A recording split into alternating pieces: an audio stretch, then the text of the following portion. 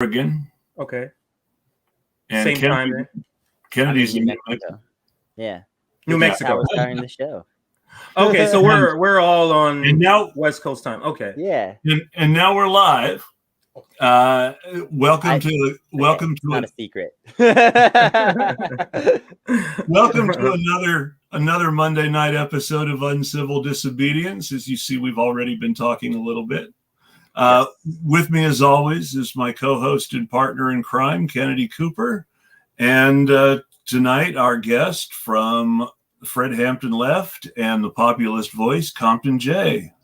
How you doing? How are you? Glad to be here. Been waiting to be on this show actually for a while, so glad that you brought me on today. Yeah, see, if I had known that, I would have invited you sooner. Oh, wow. I should have mentioned it. Communication is key. Yeah, we're just so glad to have you. This is super fun. Absolutely. Glad to be here. I'm good friends with Michael Tanuvasa through Twitter. Oh, right on. And so I've been looking forward to meeting you in some fashion for a while because he always talks super highly of you and everything that you say and believe. And I've been following you on Twitter for a while, and my impression of your posts is much the same. That's good. Well, it's good to hear. That's good to hear. And Michael, I don't know if he mentioned it to you. We will be doing something in the future. We're working on something in the future to do with him. So he is a great comrade, a good person to talk to. Just having great conversation. Yeah. He and I are actually working on something that I haven't talked about it before, but I think this would be a great time to mention it to anybody who might be watching. We're working on something about queer people in crime and queer people in prison. And it's going to be really interesting. And that'll be maybe, I don't know. That's very tantalizing. What that was a good teaser right there. What do you mean? Like when you mean like the police state in versus LGBTQ community? Is that what you're saying? That would be a big part of it, of course. But just in general, like what is it like? Because a lot of queer people end up in crime, and I can speak to this myself as a queer person who ended up in crime in a lot of my early 20s. Because queer people are often denied economic opportunities in this country, and that's changing over time for some groups in particular, but not as fast for others and things like that. So we know that, people end up in certain kinds of situations where you end up faced with really hard choices, and some people choose crime. I did at times.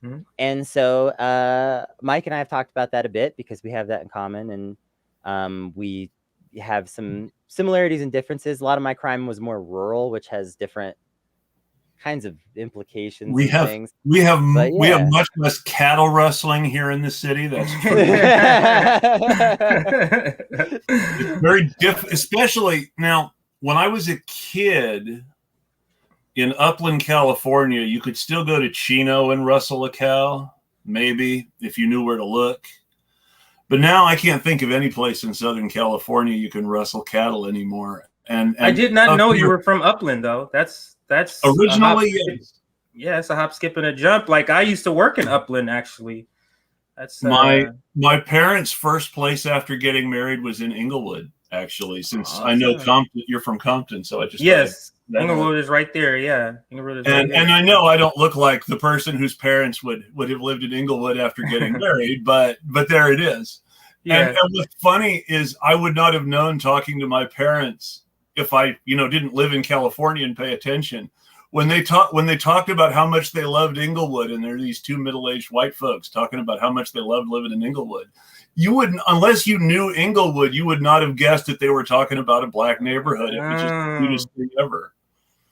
That's awesome. And believe it or not, I had my Japanese teacher in high school was a Compton graduate, and he was, a white guy. At that time, he was in his late 50s or 60s, and he told me that at that time, Compton was all white.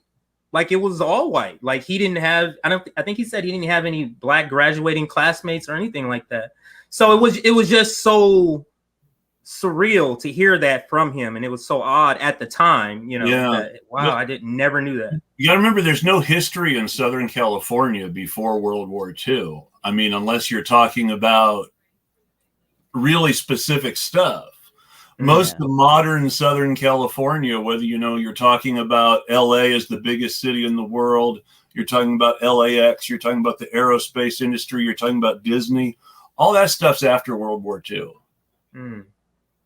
I don't think we're really just taught much of the history of this country in general. But we're not. World War II. That's really where history seems to begin as you're taught it in school. We fought the Great War against evil, and now we live in this age of prosperity. But for California, it's true.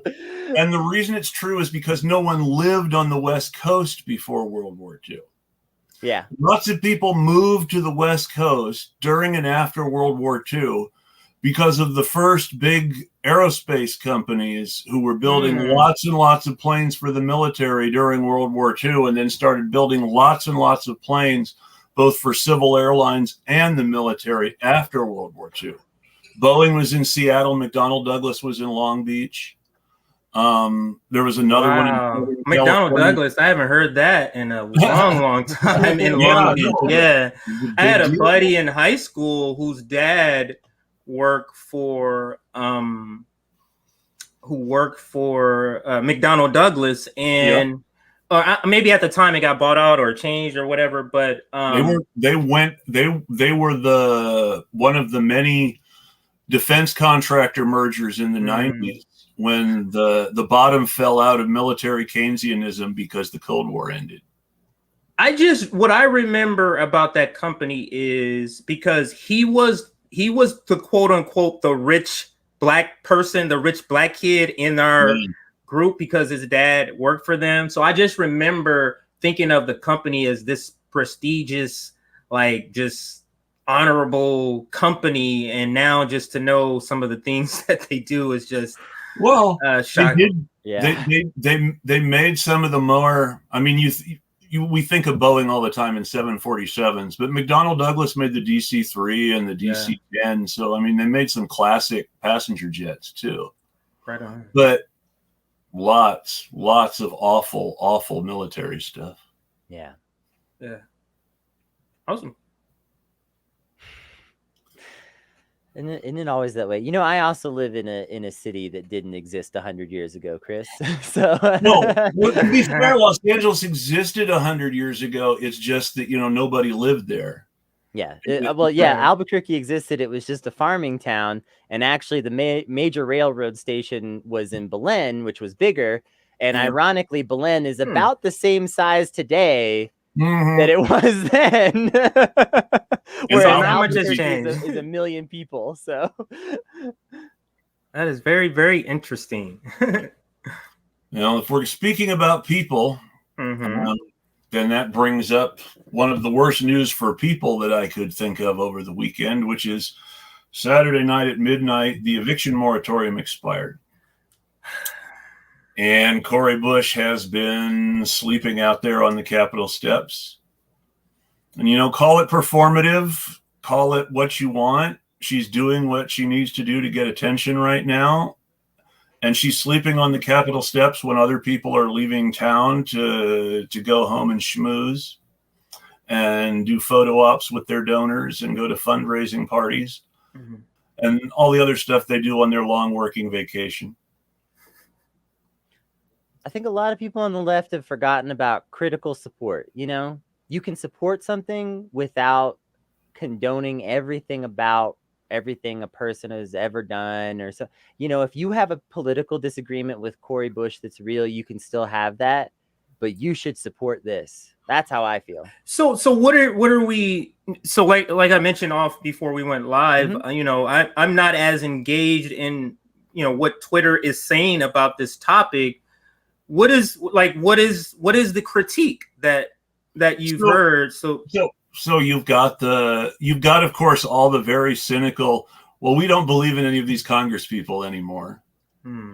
So naturally, when they hear that this person's reaction to Cori Bush sleeping in front of the Capitol steps is, well, you ignored us on Force the Vote and you didn't want to come out. You came to the Medicare for All march, but you didn't march with us. You weren't really paying attention when this happened. This kind of it's great that you're doing this now, but where have you been? And that's the critique. And I think that's great so potentially, but also we need to be in reality. And in reality, someone needs to be doing something, and this is a lot more than what most people are doing. This is an example of something that, for me, I guess you can say, anger towards this is growing and growing. The more I hear stories like this, it feels like the left, or some people on the left, are looking for a politician or a representative or a leader that does not exist. A leader that agrees with them in every way, every strategy, every step that goes on. If you smile, if you don't ask that question, if your tone was wrong, whatever, like, what is everybody else doing? So Cori Bush showed up to the march. Who else showed up? Did somebody show up and take a picture? No, she showed up. The only other person who showed up in Congress was a progressive freshman from New Mexico named Melanie Stansbury, who I hadn't even heard of before. And now I know who she is, which means she wanted out of showing up. But I mean, also she showed up, and that's important. That's 2 Congress people who showed up to the DC March. Right. That's 2 more than I expected. And that's my thing, just to further prove, to go on beyond my point, is that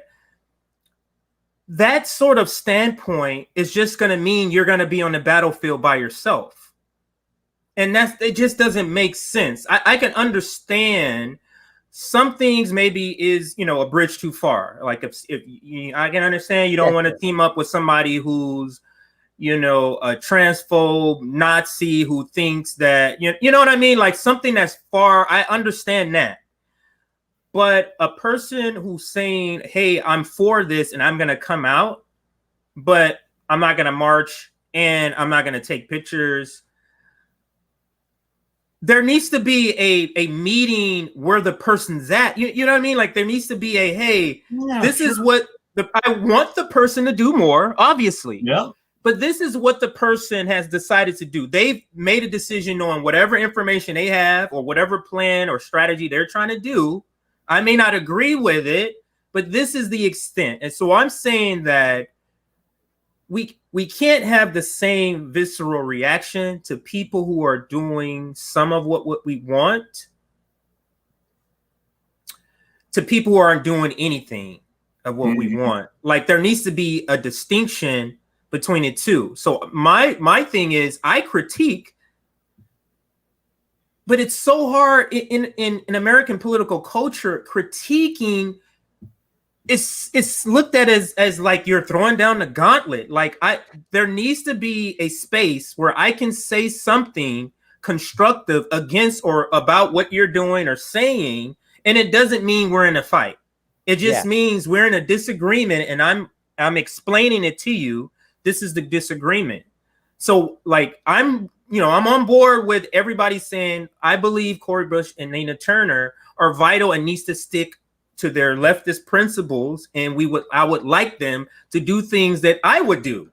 A person who's non-elected. You get what I'm saying? Like they want people to do non-elected like strategies when there are elected leaders or soon to be elected leaders. Yeah, I think it's also just there's sort of this misestimation of where we're at as a left. I've been a leftist for quite a few years now. I was already a leftist before Bernie in 2016. I was to the left of Bernie in 2016 and a little hesitant about, is this guy trustworthy? Because like I was already on that kind of, and I used to fight with everybody and I didn't trust anybody. And, and that's great and whatever to some extent. And I get it. I get that anger. That anger is real. And it comes from an important place inside that is real, because we're not angry on the left because of unimportant stuff. We're angry because of things that matter, like people dying unnecessarily. So I get it. Okay. It's okay to have all that anger, but at some point you have to like put it aside for part of your day and recognize that whether you want to measure it in years or numbers of people or I don't know, miles on the road, whatever the heck you want, we have some distance to travel before we have like the potential to have like a massive, like a Soviet revolution or something like that, like a lot of people love to imagine. We're not there. And so what do you want to do? You want to throw out what little we have in terms of anything? If Cori Bush is out there speaking our messages into the mainstream, even if it's only some of them and sometimes, that's good. Right. Yeah, it doesn't make any sense into your point. In no way am I saying being fine with incrementalism. And what the difference is, being fine with incrementalism is saying that step this person did is a great step. Like you're embellishing what they're doing, and it's a great step, and that's all they need to do. That's not at all what we're saying. What I'm saying is simply, she may not do everything we want her to do, but at least she showed up, because AOC and Bernie Sanders didn't show up. No, they did not. You get what I'm saying? Like, so if you're critiquing her, who showed up the same way you're critiquing AOC, then what's the motivation for Cori Bush to continue to show that type of solidarity with us? Like, it's going to be like, well, you guys aren't even thankful, or not even thankful that we need to be thankful, but you guys are critiquing me for showing support. Like, why would she? It's counterproductive, in my opinion. So what I would think anybody should do is just simply critique, give your opinion, don't make it personal, don't make it a personal attack, critique so that you can move on and, you know, be on the same side for future fights. And that's, you know, simply how I think it should happen. Well, no, and I certainly get the point of not just attacking people just because you disagree, because you don't want to make enemies out of people who aren't enemies. Right. At the same time, I don't think criticizing people and saying, hey, this is what they were elected to do is an attack either. And I think there has to be a line, and sometimes it's important to know where that line is. There is a limit to what we can expect from anybody elected anyway. Mm-hmm. If we're expecting, you know, even a few Congress people to do more than actually stop a bad bill every now and then our expectations are unrealistic. That said, I think if those Congress people don't stop a bad bill now and then their expectations are unrealistic. And I'll give a couple of examples. There was a bill to militarize the Capitol Police that passed, and 3 Congress people who had been strongly against it, Jamal Bowman, Rashida Tlaib, AOC was the third one, voted present instead of no, which meant the bill passed. If those 3 people had voted no, the bill would not have passed and the Capitol Police would not have been militarized. And they voted present instead of no. Now, I don't like that. But if there had been some sort of announcement that they had just passed a bill to extend the eviction moratorium for both houses, and they had done it because 3 Congress people had voted present instead of no on a bill I didn't hate, then I would think to myself, well, okay, at least they're using their power and they got something. But it feels like they gave that up for nothing. I mean, what do they feel like they gained from those present votes? Worse, Bowman, Ayanna Pressley, and Ilhan, who surprised me, all voted yes on a recent State Department bill. Now, maybe Ilhan didn't know all the details. I don't know, but well, she's a Bowman congressperson. and Ayanna Presley have all. She should know. She should know. She's a congressperson. She should know, and I agree. Yeah. I agree that she should know. I'm saying maybe she can make the excuse that she didn't.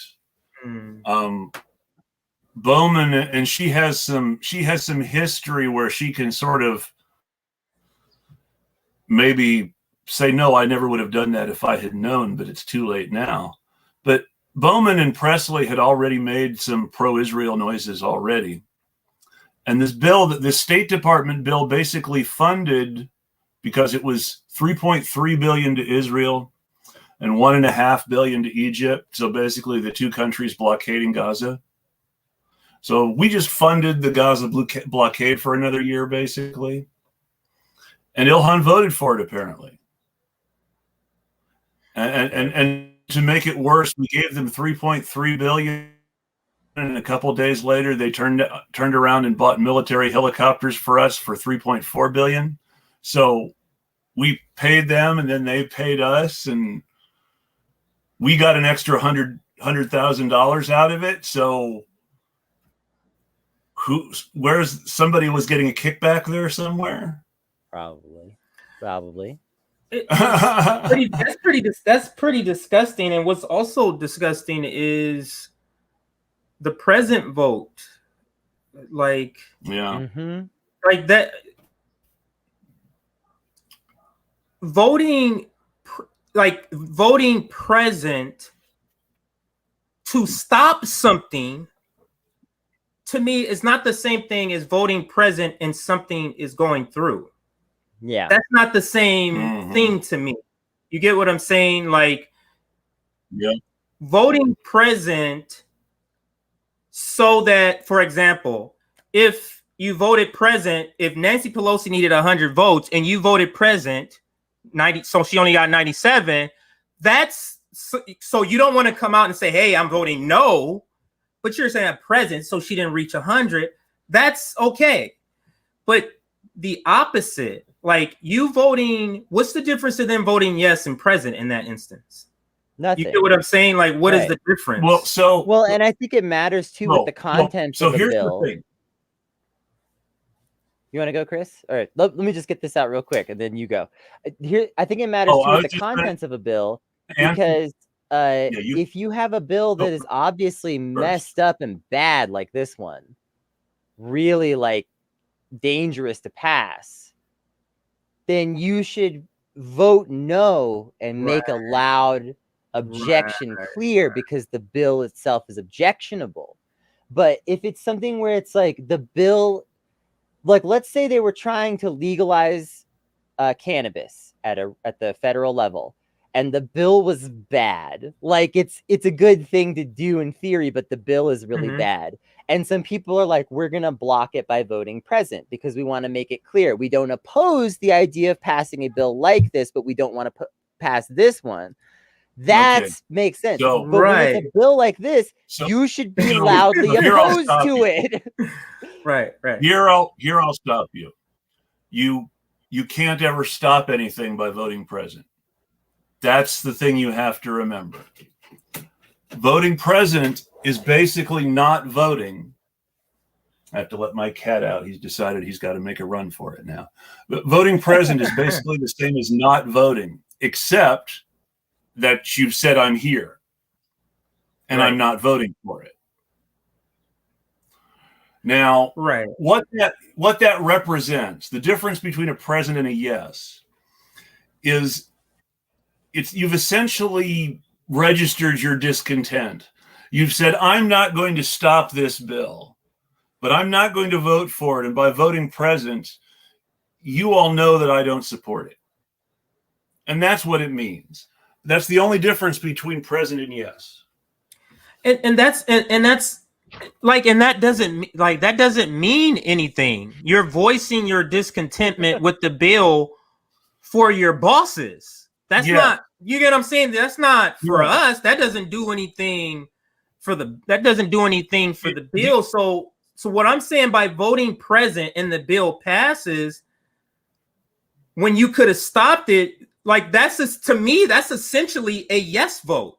Yes. Yeah. That's a yes vote because it allows it to pass. Exactly. Your vote. So if your present vote or your yes vote allows it to pass, it's the same thing. It's kind of like a no contest plea. You're still going to get the same sentence. You get what I'm saying? You're still going to, you just don't want any liability. Like, it doesn't, it's semantics that really makes no difference. Basically, what it means, and this is why it's disappointing to see so-called progressives do it. What it means is, if they're ever asked, well, would you ever support militarizing the Capitol Police? Then they're able to say, I would never vote for a bill like that. I've never voted for a bill like that, and I never will. Oh, because it's true. They voted present instead. They voted present. Yeah, that's true. So let's talk a little bit more about like criticism and critical support, because here's the thing. We don't have to like any of this. We don't have to be for it. We don't have to accept any of this. I think too many people get it twisted in one way or the other, and they make it too much of a team thing. Mm-hmm. And we need to criticize our leaders when they do wrong and tell them they're doing right when they do right, so that they know what the difference is, and also so that we know which of them are acting in good and bad faith clearly. Mm-hmm. Because if that's very clear, then we know which of them are actually paying attention and doing what they say they're going to do. And so, support your leaders when they do the right thing and tell them, yes, this is what I wanted, and make that clear, and then criticize them the rest of the day for all I care, because most of them probably need it. But don't just throw them out, because here's the thing. If we end up in a situation where no one in Congress is willing to ever speak our ideas into the mainstream, that is worse than the situation that we're in now. Even if we have to consider a lot of these people fair weather friends, temporary allies, don't consider Cori Bush your new best friend when she shows up at the march. Say, great, she's an ally today. Maybe I can convince her to become more of an ally tomorrow. We'll see. And that's what it comes down to. We have to be our own heroes. We can't pretend that a politician is Superman or Superwoman and is going to come swooping in to save the day. Absolutely. And I absolutely agree. I just don't know where.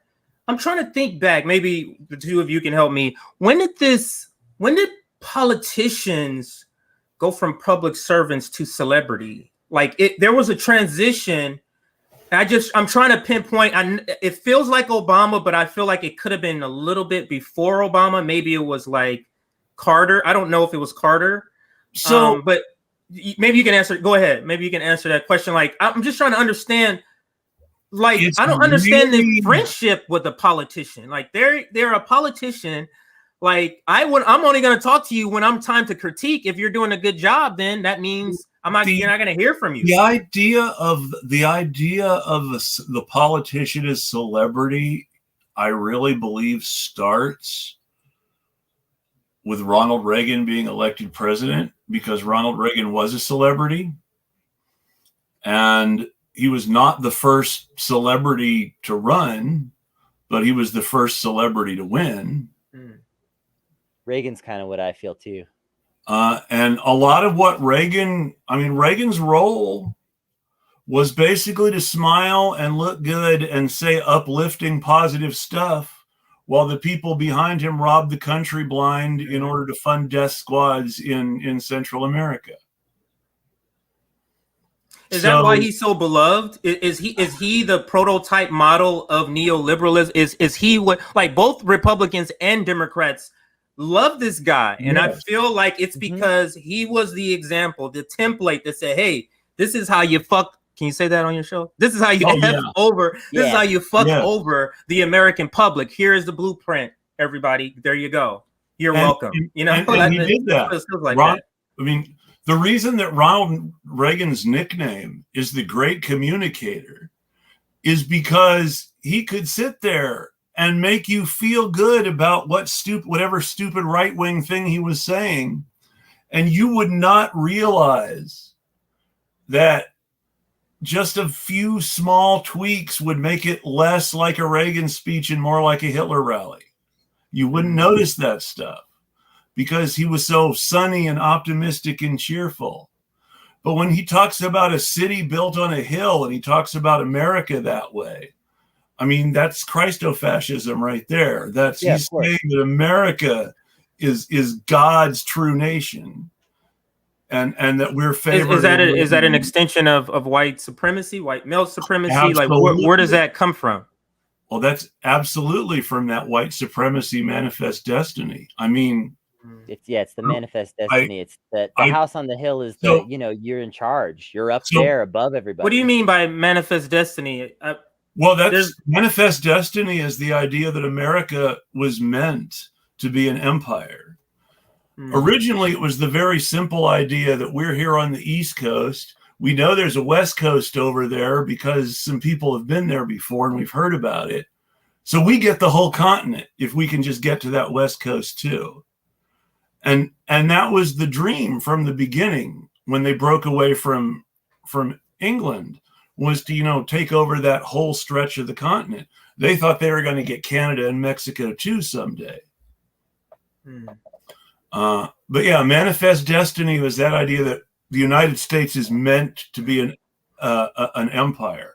God has given us this destiny, and it seems weird for God to give that to somebody, and those same people go and murder and kill millions of people. Millions of like that seems weird. Millions of heathens. Let's. Yeah, that's how they rationalize it. That is so because diabolical. It starts the moment. I mean, there are other things you can say did it before then, but the moment in the modern Western framing that white supremacy really starts is that moment where the Pope draws this line down the Atlantic Ocean and says, we're dividing the non-Christian world between Spain and Portugal. Spain gets everything on this side of the line, and Portugal gets everything on this side of the line. If it's Christian, leave them alone. The Pope's protecting all the other Christian nations out there. But if they're heathens, have fun. That's where white supremacy starts in the modern capitalistic framework, when the Pope cuts the non-Christian world in two and gives half of it to Spain and half of it to Portugal. Because, of course, that was the genocide of the Aztecs and the Incas and the start of the African slave trade. All the really juicy white supremacist stuff starts right there. Your first native genocides, your first African slave trades, all of that starts right there with that chopping the world in two between Spain and Portugal. And it's all because you can do what you want to the heathens. And at that time, who were defined as heathens at that time? Well, it wasn't, I mean, it was anyone non-Christian, but also it's important to note that the Pilgrims, who were extremely freaky, evangelical, distressing types of people, like the kind that you would not hang out with ever, that's the first people that ever came, the first white people that ever came from Europe were those kind of people. Those were the absolute. That was the second group. No, the third group. The second group. Let's not get into the possible Viking contact. No. You're just talking about English colonies there. Okay, yeah. The first one was Roanoke. Yeah. The first one was Roanoke, but Roanoke vanished. And the second was Jamestown in Virginia. I know about that one. But these Pilgrims come over and they are so extremely evangelical in their beliefs. And they saw the indigenous people of the Americas and they found everything about their lifestyle offensive, because the indigenous people of the Americas didn't think to wear lots of clothing during most of the year because it's hot. and so they just wore minimal clothing. Mm-hmm. They wore lots of jewelry, which was considered ostentatious. They bathed.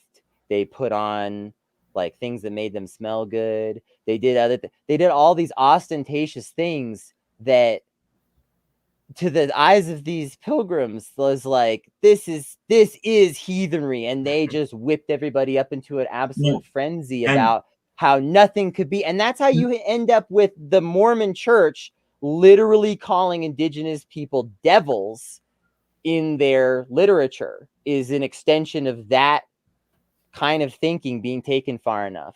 That's manifest destiny. It's all tied together. It's just it's disturbing that a lot of how these religions that people believe in has such a connection to white supremacy, to racism, to the destruction of the world, to the destabilization of humanity. Mm-hmm. And they are so connected to that. And that's the religious half. The other half is those Jamestown colonists. The Jamestown colonists were here to make money, plain and simple. They eventually, when they found the right cash crop, they became the first tobacco millionaires in America. Not literally millionaires yet, but the first people to get rich because of tobacco. Mm-hmm. They were there to make money. They didn't pretend anything else. They saw the indigenous people, they called them Indians because of Columbus. They saw them as dangerous and scary, and potentially some of them were allies, but mostly they were to be kind of treated nicely and ignored unless you had to deal with them. And then if you absolutely had to deal with them, it needed to be superior force so they didn't think you were scared, because that's how scared people act. So that seems to be happening now still. Like, sure, America has that sort of culture where it's all, America is based, a lot of what they do sell is about fear. Everything. Mm-hmm. Everything is about, listen, if you don't do this, those people over there are going to do that. If you don't do this, this is going to happen. Like, everything is based in fear. Go ahead. Well, and that's because it's our original economic model. I just want to continue to build off of what both of y'all are saying, because so I want you to just imagine, if you're watching this at home, that as I'm saying this right now, that I am filling a barrel with gunpowder. Yeah. Okay. So the Puritans hate the indigenous people with a passion, absolute bigotry, because they believe everything that the indigenous people do is what they believe is ungodly, period. And it's just cultural things that ultimately most of them are not worth killing someone over. It's really ridiculous. But these people are very hateful. So, okay, so now the barrel's full of gunpowder. So now these capitalists are thinking, we could make a lot of money here if there were less indigenous people. So now imagine that that's a match. Yeah. And that's the economic model that founded this country. Yes. And so that's the economic model that we're still using. Get people scared and then exploit them for money. And that comes from a man named John Locke. And John Locke was a philosopher and writer from the late 17th century. He was trying very hard to curry favor with the soon-to-be King of England, William III, while living in the Netherlands in hiding from the then King of England, James II. And his theory of property dealt with some length with America. And this is why I say that property isn't just theft, but property is white supremacy. And that is, Locke said that I own my property and I have a right to my property. And then so you ask, well, what's your property? How do you know it's your property? Anybody can build a house. Well, this is my property because I cultivated the land and I built the house and I did all the work. So because I did all the work, or my servants did all the work, this is my land. Now, so what that does first is it says indigenous people are lazy who didn't do the necessary work to deserve their land. Mm-hmm. So it's right for us to take away from them. And second, when they say my servants, they are talking about slaves. And those slaves did the work because they were also the property of the guy who was claiming the land. So he did the work because he bought the slaves, is essentially what John Locke was saying. I would like to also say there's a high school named after that guy. Yeah. Right here in LA. That guy. Like, it's just so ridiculous. It's so ridiculous. It's so ridiculous. And the thing is, this is just a point. This is just illustrates even more how people, there's nothing racist about this society. It's racist stuff everywhere, and you just don't know that it's right in front of your face. And another example would be tipped employees. Like, you know how many people go to restaurants who have no idea, you know how many servers who have no idea the reason, you know, where we get paid less because we get tipped is that's slavery legacy. Like, they have no idea that because American capitalism, it's so overlapping American slavery that there's almost no distinction. There's so many things that you can say, hey, that comes from slavery, like the whole in prison. Almost the entire prison system really is based in slavery. The way how they have their chains, how prisoners have their chains, that was slave chains, the way they're tied. The Southern, that's all from slavery. And the Southern prison chain gang was specifically designed to keep slavery as intact as possible with as little change as possible. Right. The only difference was now you had to criminalize the slaves first. Right. And it's still going on. And this is the thing that, to me, why when they came out with Juneteenth, it's like, what good is Juneteenth as a holiday if you don't teach properly what happened with slavery? Like, what does that do? Like, it doesn't do anything. Hey, we were free here, even though we still don't know the story about what happened. You'll end up with a Labor Day situation where eventually they move Juneteenth and it's in April, and people are like, why is it called Juneteenth? Shouldn't it be in June if it's called Juneteenth? Exactly. Go ahead. If Greg Abbott has his way, then people are going to think that the only reason the U.S. Army was in Galveston Bay was to tell the slaves they were free. I mean, let's think about that for a moment. Why was the U.S. Army in Galveston Bay on Juneteenth? And I mean, I do not mean in any way to minimize slaves learning they were free. I don't. Right. Absolutely. But that was incidental to why they were actually there.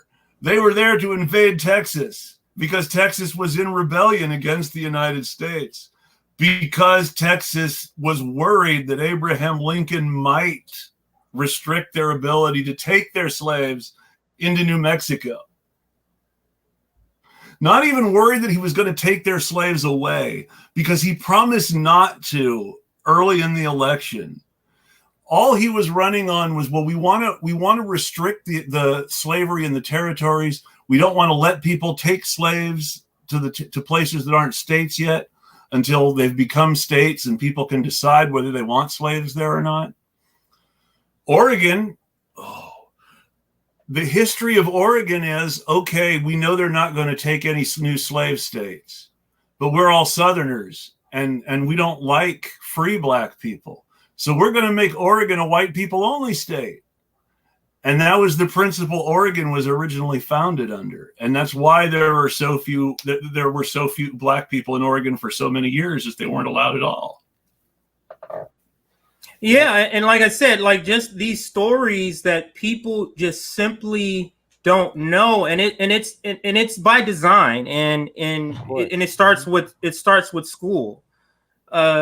The things we learn in school is not to learn, really. It's to indoctrinate us along the lines of democracy intertwined with capitalism.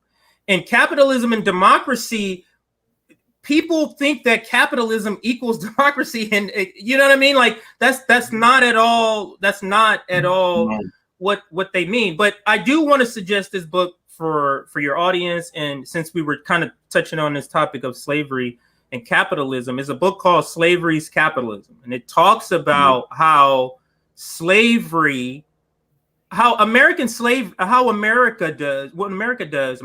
does is kind of make slavery like a footnote.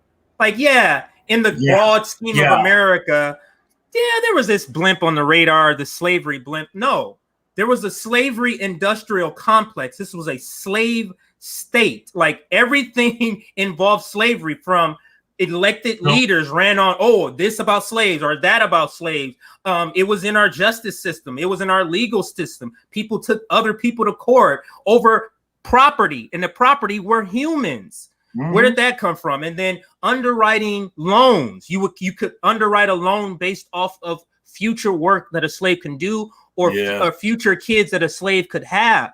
Like, that's finance. Like, it's so many things. That is the foundation of what slavery or what capitalism is here. It was a bigger economy than that too. Even I think people need to really think about it like that. It wasn't just, I think it's so often presented, it was like just this kind of in the South of America. Yes. No, Haiti, Cuba, parts of Mexico, Brazil. Like, why do you think there are so many Afro-Brazilians? Right. Well, all over South America. Just all over in spots. Yeah. It just happened for no reason. No, put two and two together. Come on. And realize what the history must be. And so it was the entire trade of the Americas. The entire economy of the Americas was built on the back of slavery. That's massive. The only part of the Americas that wasn't literally built by slaves was Canada, and that was only because there were so few people there at all for so long. And they didn't have slaves in Canada really because they weren't doing the kind of work that slaves were good for. It was trapping and fishing and all this. But it's worth remembering that even in Canada, they had secret indigenous slavery, which happened through all of the Americas. I've heard about that. And was officially not put on the record because officially the Pope and some of the other leaders in Europe had said, you can't enslave. You can do almost anything you want, but you can't enslave the indigenous people. They get technical, Officially, they weren't put on the record. But that didn't mean that didn't happen. And when we talk about where all those people went, like a lot of them were worked to death. It was not just innocuous, like diseases that we couldn't control. Those kinds of narratives are meant to hide stuff. The people that the Caribbean is named after are gone. Like who? Like give me the Caribs. Yeah. I thought you were going to name some of the others. Named after a tribe that lived on the Greater Antilles, who the Spanish called the Caribs. The Spanish told all sorts of stories about them later that weren't true. They became very warlike and nasty later on after the Spanish had been there for some time because, hey, look at the way the Spanish treated Native Americans. What do you expect? Of course, they're going to get warlike after a while. But that wasn't Columbus. Columbus described the first people that he met as so hospitable they would give you whatever you would ask for. And 100 years later, they were warlike and nasty. Well, the difference was Columbus and all the people like him. It's weird you bring up Columbus. I was just watching something a few weeks ago, and it was a doctor of history, but from educated in Africa, and she was just telling the history and describing Columbus. She was like, this guy was not a explorer; he was a mercenary. Like she was just trying to describe how American telling of history does little things like that completely changes the trajectory or the understanding. Like if you say Columbus was a mercenary and landed here and killed, it changes saying mercenary versus explorer. Like he was just exploring. He's out discovering. It sounds honorable almost, but if he's a mercenary, he's just a hired person to come in and do awful things. It's a different story. That can't be the beginning of America, In his first, in like the first chapter of writing about what he found on his first voyage, while he's talking about how nice they are, he adds, "We could come back and make them slaves later." And it's just like, okay, because that was being written so that he could impress people who would put money into another voyage. So if he said we could make them slaves later, that was a good reason for people to give him money to come back.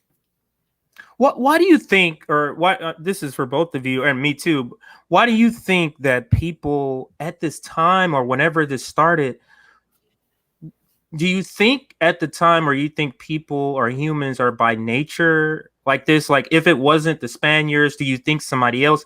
I'm trying to figure out what was the switch that said, hey, let's enslave a bunch of people. Let's go and take their land. Let's go and take their resources, instead of saying, it's like how the indigenous people did here. Everything is everybody's. Like this is there's no concept of ownership of land. I'll throw a book out here. Debt by the late David Graeber. The full title is Debt: The First 5,000 Years. And that really answers that question a lot. But the simplest way to put it is that slavery starts with money. Slavery starts when people first started to owe people money. The first time that people owed people money, temples started loaning out the money that people gave them for sacrifices because they weren't using lots and lots of money. So they started loaning that out. And first they were just loaning it to farmers for their next harvest. But, if you couldn't pay the temple back, they had to do something. So they might take your farm. But no, you needed your farm to pay the temple back the next year if you could get another crop. So they took your wife instead, or one of your kids. And that's how slavery started, is you would give a member of your family or yourself to the people you owed money to, and they would make you a slave. So maybe it's the invention of money. That's the issue. Because pre-money, pre that type of where you just bartered what you had or could cultivate or make. But this is a great myth. Go ahead. Barter did happen. There were situations where people who didn't know each other traded things in order to not kill each other. But barter, as we think of it as the normal economic staple, the way Adam Smith describes it, that never happened. There was never a society in which barter was the primary means of exchange. Barter was always something that happened between societies or between settlements in a more spread out society. So it's not like individual to individual, because they knew the people would do it for them. Right. Yeah, it was mutual aid. It was more like, exactly, more community to community sort of thing. Even still, I just think that it seems like the invention, or at least the current idea of how money is seen, is the issue here. Well, I think the money is really important factor, but I think there's a cultural issue as well, because I think humans have a tendency towards a certain amount of vice. And I think that's inevitable. I think that people need different kinds of outlets and stuff. And, it's somewhat inevitable. We tend to just be addictive as a species a little bit. And I think if you create a culture that makes money the most acceptable addiction, that's really extremely dangerous, because now it's no longer just a means of exchange, it's something more. Well, let's talk about, and we'll get to that too, but even before, so we're talking about these societies where everybody just helped each other out, mutual aid, like Kennedy was saying.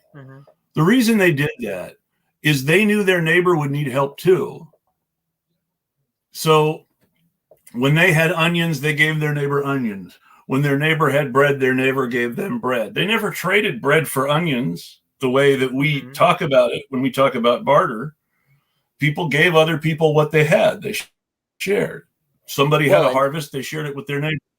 I'll quickly interject as someone who's done a lot of farming and say that that's the practical reality of that is if you have a bunch of different farmers in your community and your community is mostly farmers or craftspersons that rely on farmers, that no one has abundance at the same time. Exactly. Everyone's got abundance at some different time because you harvest your wool in the fall. You harvest your meat at a certain time of year. You harvest this vegetable in the spring and this one in the summer. Exactly. So, you know, that stuff means that you're like, well, I've got 1 million tomatoes right now. Here's tomatoes, everybody. I'm counting on you in the fall, you know?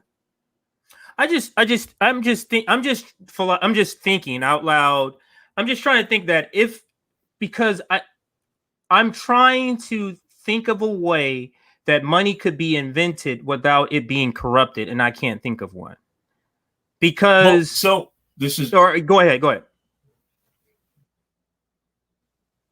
So you got to think, what is money a substitute for? So all these people in this rural setting, these farmers who never have abundance at the same time, they both have to trust each other. And the reason they know they can trust each other is because they have to trust each other. And so there's a balance there.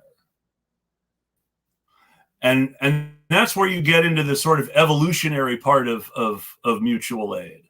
Survive as a species at times when it otherwise might not. But at the same time, this is a mutual aid setting where these people are part of a community who have to rely on each other. And they rely on each other because they're all part of that community. So when you're trading with another community, they're another community. That sense of absolute trust because you have to rely on each other. That sense of community trust. And that's where money comes in. Money starts out as just this IOU to take the place of the trust that people already had. Early on, a lot of money was pretend. It never actually changed hands. It was numbers on tally sticks or sheets of paper.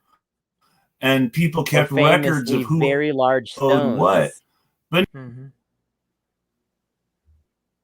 Yes. Well, no, at one point, money in ancient Wales was maidens. So if you the price for this wasn't something that people didn't go to a store and buy groceries with maidens, but if you owed a fine to your lord, it was a maiden or 5 maidens or 10 maidens. If your lord owed something to his lord, it was however many maidens. And this was deliberately to make it something places where they had this same sort of really weird thing be the currency. But in all those societies, you find out that no one ever actually bought anything with that money, that this weird idea with money was just for paying these fines to the person above you on the totem pole when you did something wrong. It was an honor versus dishonor thing. And so that wasn't even, so a lot of that weird stuff wasn't even actual money. People would keep track on paper of what they owed each other. But there was no situation where I would go to the farmer and give him my 5 maiden daughters. That was unheard of. Yeah, like I was referencing earlier, I think the Micronesian island of Yap has the most fascinating example of this. Literally, they have these large stone discs that nobody moves around. That's like bonkers to think about, moving a huge stone disc around just because you own it now. but everybody agrees on who owns which of these large stone objects because they are important.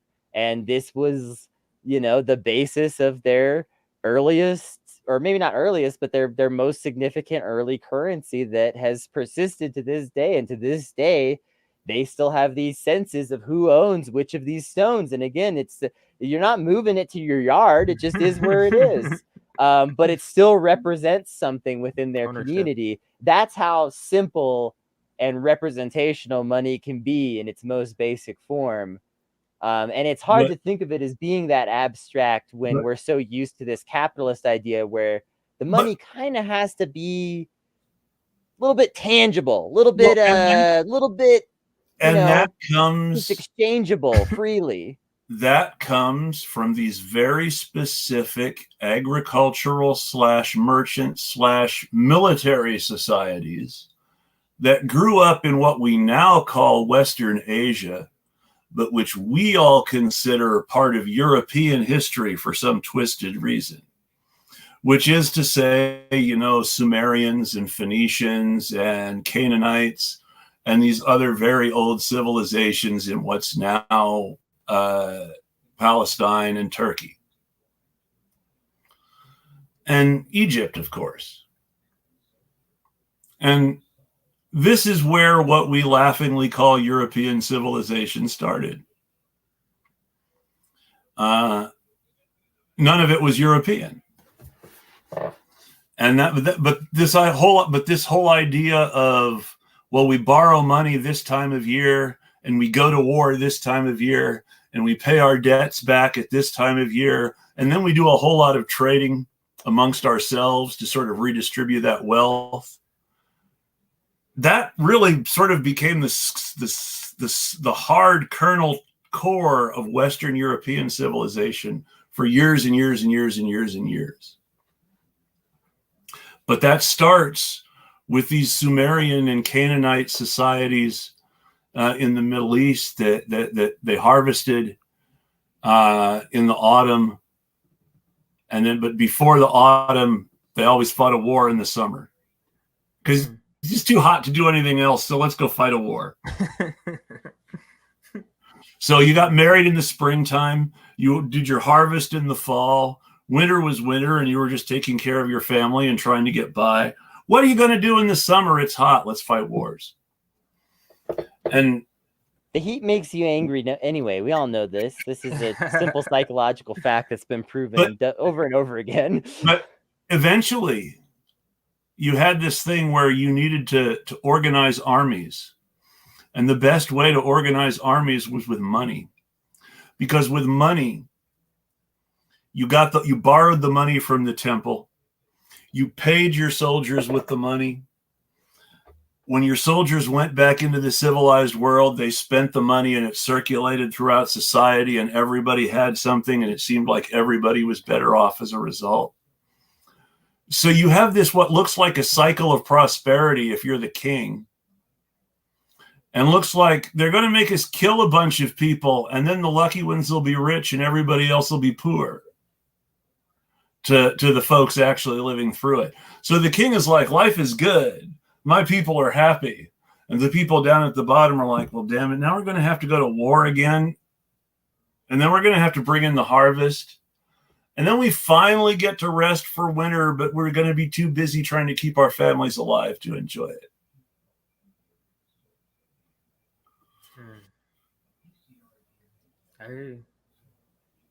But that's where a lot of what we would think of as capitalism starts, with kings borrowing money to fight a war and hoping to make enough off the war to be able to pay their debts back, and maybe being nastier in the war than they really had to because they owed the temple money.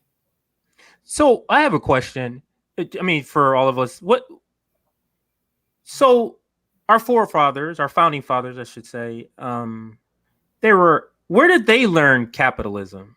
Like, is the capitalism that they grew up with, or whatever system they grew up in, is it similar to what capitalism is today? Well, their capitalism was very much our capitalism, because John Locke and Adam Smith were very much talking about things that were really happening. Prior to modern capitalism, you had mercantilism. Mercantilism was the idea that you had these colonies. Obviously, everybody didn't have colonies. You had to be a Western European superpower, right? Mm-hmm. But assuming that you were England or Spain or Holland or whomever, you had these colonies, and these colonies produced raw materials. And you brought these raw materials back to the homeland. And in the homeland, you made these raw materials into finished goods. And then you sold these finished goods back to the colonies at a profit. So you had this source of manufacture at home. And you also have this captive market for your surplus in the colony. But the way it works, it's basically the king buying stuff here and selling it here and making this and selling it here. And it's all just sort of this scam where the king is shifting money back and forth between himself and other people. And in the end, it's all the king's anyway. So what does it matter? So it's always been a scam, because every time I bring up capitalism and have a critique for it, for example, on Twitter, I always have one person. Well, this is not what capitalism is supposed to be like. This is not it. So I'm listening. I'm trying to hear what is this capitalism that they're talking about that's supposed to be this item. That's a complete fantasy. Well, yes and no. So let's put it this way. Because if you think of this as evolution, I know you're about to be reasonable, but I also yes and yes. If you think of this as evolution, the way Marx thought of it when he was writing,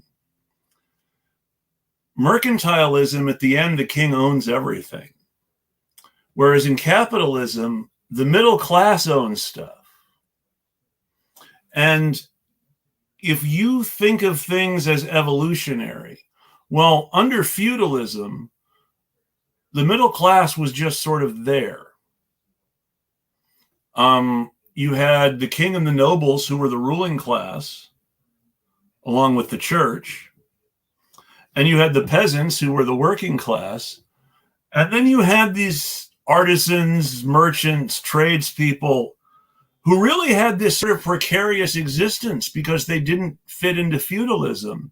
And for them to have a place, they had to have a town with a charter.